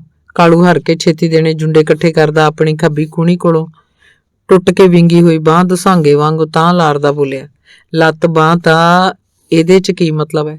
ਜੇ ਤੈਨੂੰ ਮੈਨੂੰ ਤੇ ਕੇਰੂ ਵਰਗਿਆਂ ਨੂੰ ਹੀ ਕੋਈ ਫਾਇਦਾ ਨਾ ਹੋਇਆ, ਗੁਜ਼ਾਰੇ ਜੋਗੀ ਪੈਲੀ ਨਾ ਮਿਲੀ, ਖਾਣ ਜੋਗੇ ਦਾਣੇ ਘਰੇ ਨਾ ਮਿਲੇ, ਤਾਂ ਤੂੜੀ ਤੰਦ ਨਾ ਹੋਇਆ ਤਾਂ ਹੇਠਲੀ ਉੱਤੇ ਫਿਰ ਟੱਟੂ ਦੀ ਹੋਈ। ਤੂੰ ਮੈਂ ਇਹੋ ਜਿਹਾ ਰਾਜ ਢੂਏ 'ਚ ਲੈਣਾ? ਤੂੰ ਹੀ ਦੱਸ। ਆ ਬਾਬਾ ਵੀ ਲੈ ਆਖੀ ਜਾਂਦਾ ਵੀ ਇਹੋ ਜਿਹਾ ਕੁਛ ਤਾਂ ਹੁੰਦਾ ਹੀ ਰਹੂ। ਹੁੰਦਾ ਕਿਵੇਂ ਰਹੂ ਬਈ? ਫਿਰ ਅਸੀਂ ਤਾਂ ਮੌਲਿਆਂ ਦੇ ਪੁੜੇ ਕੁੱਟਣ ਨੂੰ ਹੀ ਜੰਮੇ ਹੋਏ। ਸਾਰੀ ਉਮਰ ਪਿਓ ਦਾਦੇ ਕੁੱਟਦੇ ਫਿਰੇ, ਹੁਣ ਗਾਹਾਂ ਪੁੱਤ ਪੋਤੇ ਵੀ ਉਵੇਂ ਹੈਤ ਕਰਦੇ ਰਹਿਣ ਵਾਹਾਂ 'ਚ ਠਿੱਬੇ ਘੜੀਸਦੇ ਫਿਰੋ। ਇਹ ਫਿਰ ਬੜੀ ਗੱਲ ਹੋਈ। ਕਿਉਂ ਬਈ? ਅਸੀਂ ਬੰਦਿਆਂ ਵਰਗੇ ਬੰਦੇ ਨਹੀਂ? ਅਸੀਂ ਕਿਹੜਾ ਸੂਰੀਆਂ ਨੇ ਜੰਮੇ ਸੀ? ਜਿਹੜੀਆਂ ਤੀਵੀਆਂ ਨੇ ਰਾਜਿਆਂ ਬਾਹਮਣਾਂ ਨੂੰ ਜਨਮ ਦਿੱਤਾ ਉਸੇ ਉਹਨੇ ਦੀਆਂ ਸੀ ਬਈ ਸਾਡੀਆਂ ਮਾਵਾਂ ਮਿੱਟੀ ਦੇ ਮੱਗੇ ਸੀ। ਵਾਰੀ ਵਾਰੀ ਤਾਂ ਜਾਰ ਰੂੜੀ ਦੀ ਸੁਣੀ ਜਾਂਦੀ ਹੈ। ਅਸੀਂ ਗੋਹੇ ਕੂੜੇ ਨਾਲੋਂ ਵੀ ਮਾੜੇ ਹੋ ਗਏ। ਗੱਲਾਂ ਇਹ ਕੀ ਕਰਦੇ ਆ? ਨਾ ਹੋਰ ਤੈਨੂੰ ਹੁਣ ਇੰਜੀਨੀਅਰ ਲਾ ਦੇਣ ਭਾਖੜਾ ਡੈਮ ਬਣਾਉਣ ਨੂੰ ਹੈ? ਉੱਥੇ ਤਾਂ ਜਾਨਸਾਰ ਬਣਾ ਕੇ ਪੁਸ਼ਤੇ ਬਿਜਲੀ ਦੇ ਲੰਫੀਸ ਲਾ ਕੇ ਚਾਨਣ ਕਰ ਦੇਗਾ। ਹਾਲ ਦੇਖੋ ਕੀ ਕਰਦਾ ਇਹ। ਮਾਲੇ ਦੀ ਗੱਲ ਸੁਣ ਕੇ ਸਾਰੇ ਹੱਸ ਪਏ, ਪਰ ਕਾਲੂ ਦੇ ਫੋਲੇ ਦੇ ਪਾਸੇ ਦੇ ਅਖਵਾਣੇ ਲਾਲ ਹੋ ਗਏ। ਉਹ ਫਿੱਡੇ ਨੱਕ ਨੂੰ ਮੁੜ ਮੁੜ ਕੇ ਪੂੰਝਦਾ ਤੇ ਅੱਚੀ ਵੀ ਜੀ ਕਰਦਾ। ਕੁਝ ਬੋਲਣਾ ਚਾਹੁੰਦਾ ਵੀ ਬੋਲ ਨਹੀਂ ਸਕਿਆ। ਅਜਿਹੇ ਵੇਲੇ ਉਹਦੀ ਜੀਭ ਵੀ ਚੱਪਣੀ ਵਾਂਗ ਤਾਲੂਏ ਨਾਲ ਜਾ ਲੱਗਦੀ ਸੀ ਤੇ ਅਕਸਰ ਫੰਕਾਰੇ ਜੇ ਮਾਰਦਾ ਉੱਠ ਕੇ ਤੁਰ ਜਾਂਦਾ। ਉਹਦੀ ਇਹ ਕਮਜ਼ੋਰੀ ਸੀ ਜਾਂ ਕ੍ਰੋਧ, ਅਜੇ ਤੱਕ ਕਿਸੇ ਨੂੰ ਇਹਦਾ ਪਤਾ ਨਹੀਂ ਸੀ ਲੱਗ ਸਕਿਆ। ਬਸ ਕਰਦਾ ਉਹ ਇਉਂ ਸੀ, ਬੋਲਣ ਲੱਗੇ ਨੇ ਅੱਗਾ ਪਿੱਛਾ ਦੇਖਣਾ ਨਹੀਂ, ਮਗਰ ਉਹ ਸਿਰੇ ਵਾਲੀ ਸੁਣ ਕੇ ਚੁੱਪ ਕਰ ਜਾਣਾ ਤੇ ਵਿੱਚ ਵਿੱਚ ਵੀ ਉਹ ਘੋਲੀ ਜਾਣੀ। ਗੱਲ ਤਾਂ ਮੁੱਕ ਹੀ ਗਈ ਸੀ, ਪਰ ਪ੍ਰੀਤੂ ਪਖੰਡੀ ਨੇ ਲੜੀ ਫੇਰ ਜੋੜ ਲਈ। ਕਿਉਂ ਵੀ ਤਾਇਆ, ਇਹ ਬ੍ਰਾਹਮਣ ਖੀਰ ਕੜਾਹ ਖਾਣ ਨੂੰ ਜੰਮਦੇ ਆ? ਕਿਉਂ, ਇਹ ਗੱਲ ਕੀ ਬਣੀ? ਇਹ ਸਾਰੀ ਉਮਰ ਮੌਜ ਕਰਦੇ ਆ, ਆਪਾਂ ਨੂੰ ਚੱਜ ਨਾਲ ਚੋਪੜੀਆਂ ਵੀ ਨਹੀਂ ਜੁੜਦੀਆਂ। ਮੈਂ ਤਾਂ ਇਸ ਕਰਕੇ ਪੁੱਛਿਆ ਵੀ ਤੂੰ ਸਿਆਣਾ, ਤੈਨੂੰ ਪਤਾ ਹੋਊ ਵਿਚਲੀ ਗੱਲ ਦਾ ਵੀ ਰੌਲਾ ਕੀ ਹੈ। ਕਿਹੜੇ ਬਾਹਮਣ ਤੂੰ ਪਿਸਤੇ ਬਦਾਮ ਖਾਂਦੇ ਦੇਖਿਆ ਬਈ ਜਿਹੜਾ ਤੈਨੂੰ ਨਹੀਂ ਮਿਲਦਾ? ਆਪੇ ਤੂੰ ਆਖੀ ਜਾਂਦਾ ਵੀ ਰਾਜ ਇਹੋ ਕੌਮ ਕਰਦੀ, ਆਪੇ ਆਖੀ ਜਾਂਦਾ ਉਹ ਰਾਜ ਕਰਦੇ ਆ ਉਤਲੇ ਵੱਡੇ ਬਾਹਮਣ ਬਾਣੀਏ। ਆਪਣੇ ਪਿੰਡਾਂ ਵਾਲੇ ਤਾਂ ਆਪਣੇ ਵਾਂਗੂ ਹੀ ਮਿੱਟੀ ਨਾਲ ਖੁੱਚਾਂ ਲਬੇੜਦੇ ਫਿਰਦੇ ਆ। ਦੇਖਦਾ ਨਹੀਂ ਰੋਜ਼ ਕਿੰਨੇ ਕੁ ਬਾਹਮਣ ਖੀਰ ਚ ਉਂਗਲਾਂ ਲਬੇੜੀ ਰੱਖਦੇ ਆ। ਫਿਰ ਬਾਹਮਣ ਵੀ ਕਈ ਕਿਸਮਾਂ ਦੇ ਹੋਏ, ਇਸ ਹਿਸਾਬ ਨਾਲ ਤਾਂ ਹੋਏ ਕਿ ਨਾ ਸਾਰੀਆਂ ਕੌਮਾਂ ਹੀ ਕਈ ਕਈ ਕਿਸਮਾਂ ਦੀਆਂ। ਜੱਟ ਕਿਹੜਾ ਇੱਕੋ ਕਿਸਮ ਦੇ ਆ? ਹੁਣ ਜੋਗੇ ਰੱਲੇ ਵਾਲਾ ਸਰਦਾਰ ਤੇ ਤੂੰ ਇੱਕ ਕਿਵੇਂ ਹੋ ਗਏ? ਇੱਥੋਂ ਦੀ ਆ ਜਾ, ਦੂਰ ਕਾਹਨੂੰ ਜਾਣਾ? ਆਹ ਕਈ ਪਾਰਟੀਆਂ ਵਾਲੇ ਤਾਂ ਕਹਿੰਦੇ ਆ ਵੀ ਅਸੀਂ ਇੱਕ ਕਰਕੇ ਛੱਡਾਂਗੇ ਸਭ ਨੂੰ, ਕੋਈ ਛੋਟੀ ਵੱਡੀ ਕਿਸਮ ਰਹਿਣੀ ਨਹੀਂ ਦੇਣੀ। ਫਿਰ ਸੱਚਾ ਕਿਹੜਾ ਹੋਇਆ? ਜਿੱਦੇ ਕਰ ਲੈਣਗੇ ਦੇਖ ਲਾਂਗੇ। ਹਾਲੇ ਤਾਂ ਠੁੱਲੀ ਆਲ ਵਾਲੇ ਬਾਣੀਆਂ ਦਾ ਇੱਕ ਮੁੰਡਾ ਬਰਨਾਲੇ ਕਾਰਾਂ ਤੇ ਚੜ੍ਹਦਾ, ਦੂਜਾ ਪਿੰਡ ਮਖਾਣੇ ਪਤਾਸੇ ਵੇਚਦਾ, ਇੱਕ ਘਰ 'ਚ ਜੰਮੇ ਹੈ, ਇੱਕ ਸ਼ਾਹ ਹੈ, ਦੂਜਾ 40 ਸ਼ੇਰ ਨੰਗਾ। ਇਹ ਹੁਣ ਤੂੰ ਦੇਖ ਲੈ ਵੀ ਕਿਵੇਂ ਇੱਕ ਹੋ। ਉਹ ਤਾਂ ਚਲੋ ਇੱਕ ਚਤਰ ਸੀ, ਦੂਜਾ ਘੋਕਾ ਸੀ। ਇੱਕ ਸ਼ਹਿਰ ਜਾ ਕੇ ਠੱਗੀਆਂ ਚੋਰੀਆਂ ਕਰਕੇ ਸ਼ਾਹ ਬਣ ਗਿਆ, ਦੂਜਾ ਨਕਮਾ ਪਿੰਡ ਜੋਗਾ ਰਹਿ ਗਿਆ। ਇਹ ਤਾਂ ਗੱਲ ਸਮਝ ਆ ਗਈ। ਪਰ ਜਿਹੜੇ ਆਪ ਹੀ ਘਰੇ ਆਈ ਲక్ష్ਮੀ ਨੂੰ ਦੁਰ ਦੁਰ ਕਰਕੇ ਟਾਹ ਦਿੰਦੇ ਆ, ਉਹ ਕੀ ਹੋਏ? ਉਹਨਾਂ ਦਾ ਪਾਰ ਉਤਾਰਾ ਕੌਣ ਕਰੂ? ਉਹ ਕਿਵੇਂ ਬਾਈ? ਤੇਰੀ ਗੱਲ ਨੂੰ ਮੈਂ ਸਮਝਿਆ ਨਹੀਂ। ਐਸੀ ਲక్ష్ਮੀ ਦਾ ਤਿਆਗੀ ਕੌਣ ਆ ਗਿਆ ਧਰਤੀ ਤੇ? ਆ ਹੁਣ ਤੂੰ ਬਾਬੇ ਪਰਸੇ ਕੇ ਲਾਣੇ ਨੂੰ ਦੇਖ ਲੈ। ਕਿਸੇ ਦਾ ਮੁੰਡਾ ਤਹਿਸੀਲ 'ਚ ਚਪੜਾਸੀ ਲੱਗ ਜੇ, ਉਹ ਬੈ ਗਹਿਣੇ ਲੈ ਲੈ ਕੇ ਸਰਦਾਰ ਬਣ ਜਾਂਦਾ ਹੈ। ਪਰ ਇਹਦਾ ਇੱਕ ਥਾਣੇਦਾਰ ਹੈ, ਛੋਟਾ ਵਲੈਤ ਰਹਿੰਦਾ, ਉਹ ਬਥੇਰੇ ਪੌਂਡ ਕਮਾਉਂਦਾ ਹੋਊ, ਪਰ ਇਹ ਉਹਨਾਂ ਦੋਹਾਂ ਨੂੰ ਤਾਂ ਚੌਂਤਰੇ ਤੇ ਨਹੀਂ ਚੜ੍ਹਨ ਦਿੰਦਾ। ਤੀਜਾ ਜਿਹੜਾ ਆਪਦੇ ਕੋਲ ਰੱਖਿਆ, ਉਹ ਪਹਿਲਾਂ ਤਾਂ ਵਾਰਦਾਤ ਕਰਕੇ ਕੈਦ ਹੋਇਆ, ਹੁਣ ਕਹਿੰਦੇ ਉਹ ਜਿਹੜੇ ਕੋਈ ਨੁਕਸਲੀਏ ਵੱਜਦੇ ਆ ਉਹਨਾਂ ਨਾਲ ਹੀ ਰਲਿਆ ਫਿਰਦਾ। ਉਹਨੂੰ ਬਾਬਾ ਪਰਸਾ ਚੰਗਾ ਸਮਝਦਾ। ਇਹਨਾਂ ਦੇ ਲਾਣੇ ਦਾ ਜਾਣੀ ਕੋਈ ਭੇਤ ਜਿਹਾ ਹੀ ਨਹੀਂ ਲੱਗ ਆਉਂਦਾ ਹੈ। ਤਾਂ ਇਹ ਵੀ ਹੁਣ ਬਾਹਮਣ ਹੀ ਨਹੀਂ ਕਿ ਨਹੀਂ? ਜਾਂ ਫਿਰ ਸਮਝ 'ਚ ਫਰਕ ਹੈ ਕੋਈ? ਤੁਹਾਨੂੰ ਭਾਈ ਭੇਤ ਕਿਵੇਂ ਆ ਜੇ? ਇਹ ਰਾਹੀ ਹੋਰ ਹੈ। ਪਾਲਾ ਰਾਗੀ ਕਹਿੰਦਾ ਹੁੰਦਾ ਸੀ ਵੀ ਜਦੋਂ ਸੱਚਿਆ ਪਾਤਸ਼ਾਹ ਗੁਰੂ ਨਾਨਕ ਆਪਦਾ ਸਾਰਾ ਕਾਰੋਬਾਰ ਛੱਡ ਕੇ ਘਰ-ਬਾਰ ਤਿਆਗ ਕੇ ਸੰਸਾਰ ਦਾ ਆਧਾਰ ਕਰਨ ਤੁਰਿਆ ਤਾਂ ਤੇਰੇ ਅਰਗਿਆਂ ਨੇ ਪਤਾ ਕੀ ਬਚਨ ਬੋਲੇ? ਕੀ ਆਖੇ? ਕੋਈ ਆਖੇ ਭੂਤਨਾ, ਕੋਈ ਕਹੇ ਬਤਾਲਾ। ਜਦੋਂ ਭਾਈ ਜੱਗ ਨੇ ਐਡੇ ਐਡੇ ਗੁਰੂ ਅਵਤਾਰਾਂ ਨੂੰ ਨਹੀਂ ਬਖਸ਼ਿਆ, ਇਹ ਬਾਹਮਣ ਕਿਸ ਬਾਗ ਦੀ ਮੂਲੀ ਆ? ਤੁਸੀਂ ਨਹੀਂ ਇਹ ਸਮਝ ਸਕਦੇ ਵੀ ਲੀਹਾਂ ਪਾੜਨ ਦਾ ਕੀ ਮਤਲਬ ਹੁੰਦਾ ਹੈ। ਲੀਹਾਂ ਸਾਊ ਉਹੀ ਪਾੜੂ ਜਿਹਨੇ ਲੋਕਾਂ ਦੇ ਤੋਂ ਅਲੱਗਾ ਚੱਲਣਾ ਹੋਊ, ਤੇ ਅਲੱਗਾ ਉਹੀ ਚੱਲੂ ਜਿਹੜਾ ਬਾਬੇ ਨਾਨਕ ਵਾਂਗੂ ਪਿਓ ਨੂੰ ਆਖੂ ਮੈਂ ਨਹੀਂ ਇਹ ਕੂੜ ਦੇ ਸੌਦੇ ਕਰਦਾ, ਮੈਂ ਤਾਂ ਸੱਚਾ ਸੌਦਾ ਕਰੂ। ਪਹਿਲਾਂ ਲੋਕ ਐਸੇ ਪੁਰਸ਼ਾਂ ਨੂੰ ਮੂੜ ਮੂਰਖ ਭੂਤ ਨਹੀਂ ਕਹਿੰਦੇ ਆ, ਮਗਰ ਉਹ ਆਪੇ ਉਹਨਾਂ ਦੇ ਪੂਰਨਿਆਂ ਤੇ ਚੱਲਦੇ ਆ। ਤੇਰੇ ਚਿੱਤ 'ਚ ਹੈ ਬਈ ਲੀਹਾਂ ਤੈ ਮੈਂ ਪਾੜ ਲਾਂਗੇ? ਇਹ ਤਾਂ ਭਾਈ ਜਿਨ੍ਹਾਂ ਨੇ ਹੇਠਲੀ ਉੱਤੇ ਕਰਨੀ ਹੁੰਦੀ ਹੈ ਨਾ, ਉਹ ਜੱਗੋਂ ਬਾਹਰੇ ਕੰਮ ਕਰਦੇ ਆ। ਤੇ ਨਾਲੇ ਮਾੜੇ ਬਲਦਾਂ ਨੇ ਕਦੇ ਲੀਹਾਂ ਪਾੜੀਆਂ? ਲੀਹਾ ਉਹੀ ਪਾੜੂ ਜਿਹਦੇ ਕੰਨੇ 'ਚ ਬਲ ਹੋਊ, ਹਾਥੀ ਜਿੰਨਾ ਬਲ। ਪਹਿਲਾਂ ਖੇਤ 'ਚ ਡੰਡੀ ਕੋਈ ਪੱਟਾਂ ਤੇ ਡੋਲਿਆਂ ਦੇ ਜ਼ੋਰ ਵਾਲਾ ਹੀ ਪਾਉਂਦਾ ਹੈ, ਮਗਰੋਂ ਤੇਰੇ ਮੇਰੇ ਅਰਗੇ ਹਿਬੜ ਕਰਦੇ ਪਹੀ ਤੇ ਆਪੇ ਬਣਾ ਲੈਂਦੇ ਆ। ਆ ਗਈ ਸਮਝ? ਪਰ ਇਹ ਬਾਬਾ ਪਰਸਾ ਕਿਹੜੀ ਹੇਠਲੀ ਉੱਤੇ ਕਰਦਾ ਤਾਂ ਆ, ਕਿਹੜਾ ਲੀਹਾ ਪਾੜਦਾ, ਇਹ ਨਹੀਂ ਮੇਰੀ ਤੇਰੀ ਗੱਲ ਸਮਝ ਆਈ। ਅਸੀਂ ਤਾਂ ਕੋਈ ਡੰਡੀ ਪਾਈ ਨਹੀਂ ਦੇਖੀ ਕਿਤੇ। ਉਹ ਤੇਰੇ ਵਰਗੇ ਢੋਰਾਂ ਨੂੰ ਡੰਡੀ ਨਜ਼ਰ ਨਹੀਂ ਆ ਸਕਦੀ। ਤੁਸੀਂ ਤਾਂ ਛੱਪੜ ਦੀ ਹਰੇਵਾਈ 'ਚ ਮਈਆਂ ਨਮਾਉਣ ਜਾਂਦੇ ਹੋ, ਨਮਾਈ ਜਾਂਦੇ ਹੋ। ਜਿੱਦਾਂ ਹੀ ਲੀਹੇ ਦੇਖਣ ਦੀ ਅਕਲ ਆ ਗਈ, ਆਪੇ ਸਭ ਦਿਸ ਪੂ। ਪਰ ਨਾਲੇ ਕਹਿੰਦਾ ਹੁੰਨਾ ਵੀ ਸਾਡੇ ਬਿਨਾਂ ਰਾਜਿਆਂ ਰਾਣਿਆਂ ਨੂੰ ਵੀ ਨਹੀਂ ਸਰਿਆ, ਹੁਣ ਵੀ ਨਹੀਂ ਸਰਦਾ। ਇਹਨਾਂ ਤੁਹਾਡਿਆਂ ਨੂੰ ਆਉਂਦੇ ਹੈ ਕਿ ਨਹੀਂ ਵੋਟਾਂ ਮੰਗਣ ਬਗਲੀਆਂ ਪਾ ਕੇ। ਕੋਈ ਸਾਲ ਐਸਾ ਆ ਜਾਂਦਾ ਜਦ ਮਿੰਨਤਾਂ ਨਾ ਕਰਨ ਲੋਕਾਂ ਦੀਆਂ, ਹਾੜੇ ਬਾਪੂ ਹਾੜੇ ਫੁੱਫੜਾ ਵੋਟ ਮੈਨੂੰ ਪਾਈ, ਤੇ ਅਜੇ ਤੂੰ ਸਾਨੂੰ ਉਹ ਜੇ ਗੱਲ ਤੁਹਾਡੀ ਸਮਝ ਪੈ ਜੇ ਫਿਰ ਰੌਲਾ ਕਾਹਦਾ। ਫਿਰ ਮੋਹਰੇ ਨਾ ਬਣ ਜਾਓ, ਬਸ ਇਸੇ ਸ਼ੂਕ 'ਚ ਤੁਰੇ ਫਿਰਦੇ ਹੋ ਵੀ ਵੱਡੇ ਵੱਡੇ ਵੋਟਾਂ ਮੰਗਣ ਸਾਡੇ ਦੁਆਰੇ ਆਉਂਦੇ ਆ ਬਗਲੀਆਂ ਪਾ ਕੇ। ਉਹ ਮੰਗਤੇ ਆ ਤੇ ਅਸੀਂ ਸ਼ਾਹ, ਪਰ ਉਹ 4 ਦਿਨ ਤੁਹਾਡੀਆਂ ਮਿੰਨਤਾਂ ਕਰਕੇ ਵੋਟਾਂ ਪਵਾ ਲੈਂਦੇ ਆ। ਮਗਰੋਂ ਕਦੇ ਆ ਕੇ ਹਾਲ ਪੁੱਛਿਆ ਕਿਸੇ ਸਾਲੇ ਨੇ ਵੀ ਛੱਪੜ 'ਚ ਨਵਾਂ ਪਾਣੀ ਗਿਆ ਕਿ ਨਹੀਂ? ਪੀੜ੍ਹੀਆਂ ਬੀਤ ਗਈਆਂ ਹਰੇਵਾਈ ਨਾਲ ਗਿੱਟੇ ਗੋਡੇ ਲਬੇੜਦਿਆਂ ਦੀਆਂ, ਅੱਜ ਵੀ ਉਵੇਂ ਲਬੇੜੀ ਜਾਂਦੇ ਹੋ। ਮੂਹਰਲੇ ਮੂਹਰੇ ਤੇ ਤੁਸੀਂ ਮਗਰ ਤੁਰੇ ਫਿਰਦੇ ਹੋ ਭੇਡਾਂ ਵਾਂਗੂ। ਖਬਰੇ ਤੁਹਾਡੇ ਕਰਮ ਹੀ ਐਸੇ ਲਿਖੇ ਗਏ। ਤੇਰਾ ਭੇਤ ਤਾਂ ਪਾਇਆ ਨਹੀਂ ਰੱਬ, ਤੇਰਾ ਭੇਤ ਤਾਂ ਤਾਇਆ ਰੱਬ ਨਹੀਂ ਪਾ ਸਕਦਾ। ਆਪੇ ਉਸ ਪਾਸੇ ਹੋ ਜਾਣਾ, ਆਪੇ ਇਸ ਪਾਸੇ। ਕਦੇ ਮਾਨਸਾ ਜਾਂ ਵੜਦਾ, ਕਦੇ ਕੁੱਪ ਜਿੱਤਵਾਲ। ਤੈਨੂੰ ਬਾਬਾ ਮੱਥਾ ਟੇਕਿਆ। ਹੋਰ ਤੁਹਾਡੇ ਵਾਂਗੂ ਮੈਂ ਘਰੋਂ ਖੇਤੋਂ ਘਰ ਇੱਥੇ ਹੀ ਗੇੜਾ ਲਾਉਣਾ ਹੈ। ਫਿਰ ਤਾਇਆ ਕੋਲੂ ਦੇ ਬਲਦ ਵਾਂਗੂ ਹੈ ਬਾਈ। ਪ੍ਰੀਤੂ ਪਖੰਡੀ ਨੇ ਤੋੜਾ ਝਾੜਿਆ। ਜਿਹੜਾ ਰੰਗ ਫੜਕਾ ਕੇ ਕੁਛ ਉਤਾਂ ਉੱਡੂ, ਉਹ ਧਰਤੀ ਦੇਖੂ ਕਿ ਖੰਭਾਂ 'ਚ ਮੀਂਗਣਾ ਕਰਨ ਵਾਲੇ ਮੂਸੇ ਬਾਦਸ਼ਾਹ ਦੁਨੀਆ ਦੇ ਰੰਗ ਦੇਖਣਗੇ। ਕਿਉਂ ਭਾਈ, ਆਈ ਬਾਤ ਸਮਝ ਪਈ? ਸਾਰੇ ਹੱਸ ਪਏ। ਉਂਝ ਮੁੱਕੇ ਝਾੜਦੇ ਘਰਾਂ ਖੇਤਾਂ ਨੂੰ ਤੁਰ ਪਏ। ਕਈ ਚੁੱਪ ਕਰ ਗਏ। ਕੱਲਾ ਨਾਮਾ ਸੋਚੀ ਪਿਆ ਬੈਠਾ ਰਿਹਾ। ਚੁੱਪ ਕੀਤਾ। ਪਿੰਨੇ ਨੂੰ ਗੇੜਾ ਦੇ ਗਿਆ ਜਿਵੇਂ ਉਹਦੇ ਅੰਦਰੋਂ ਕੋਈ ਉਬਾਲ ਉੱਠਦਾ ਹੋਵੇ। ਧੰਨਵਾਦ।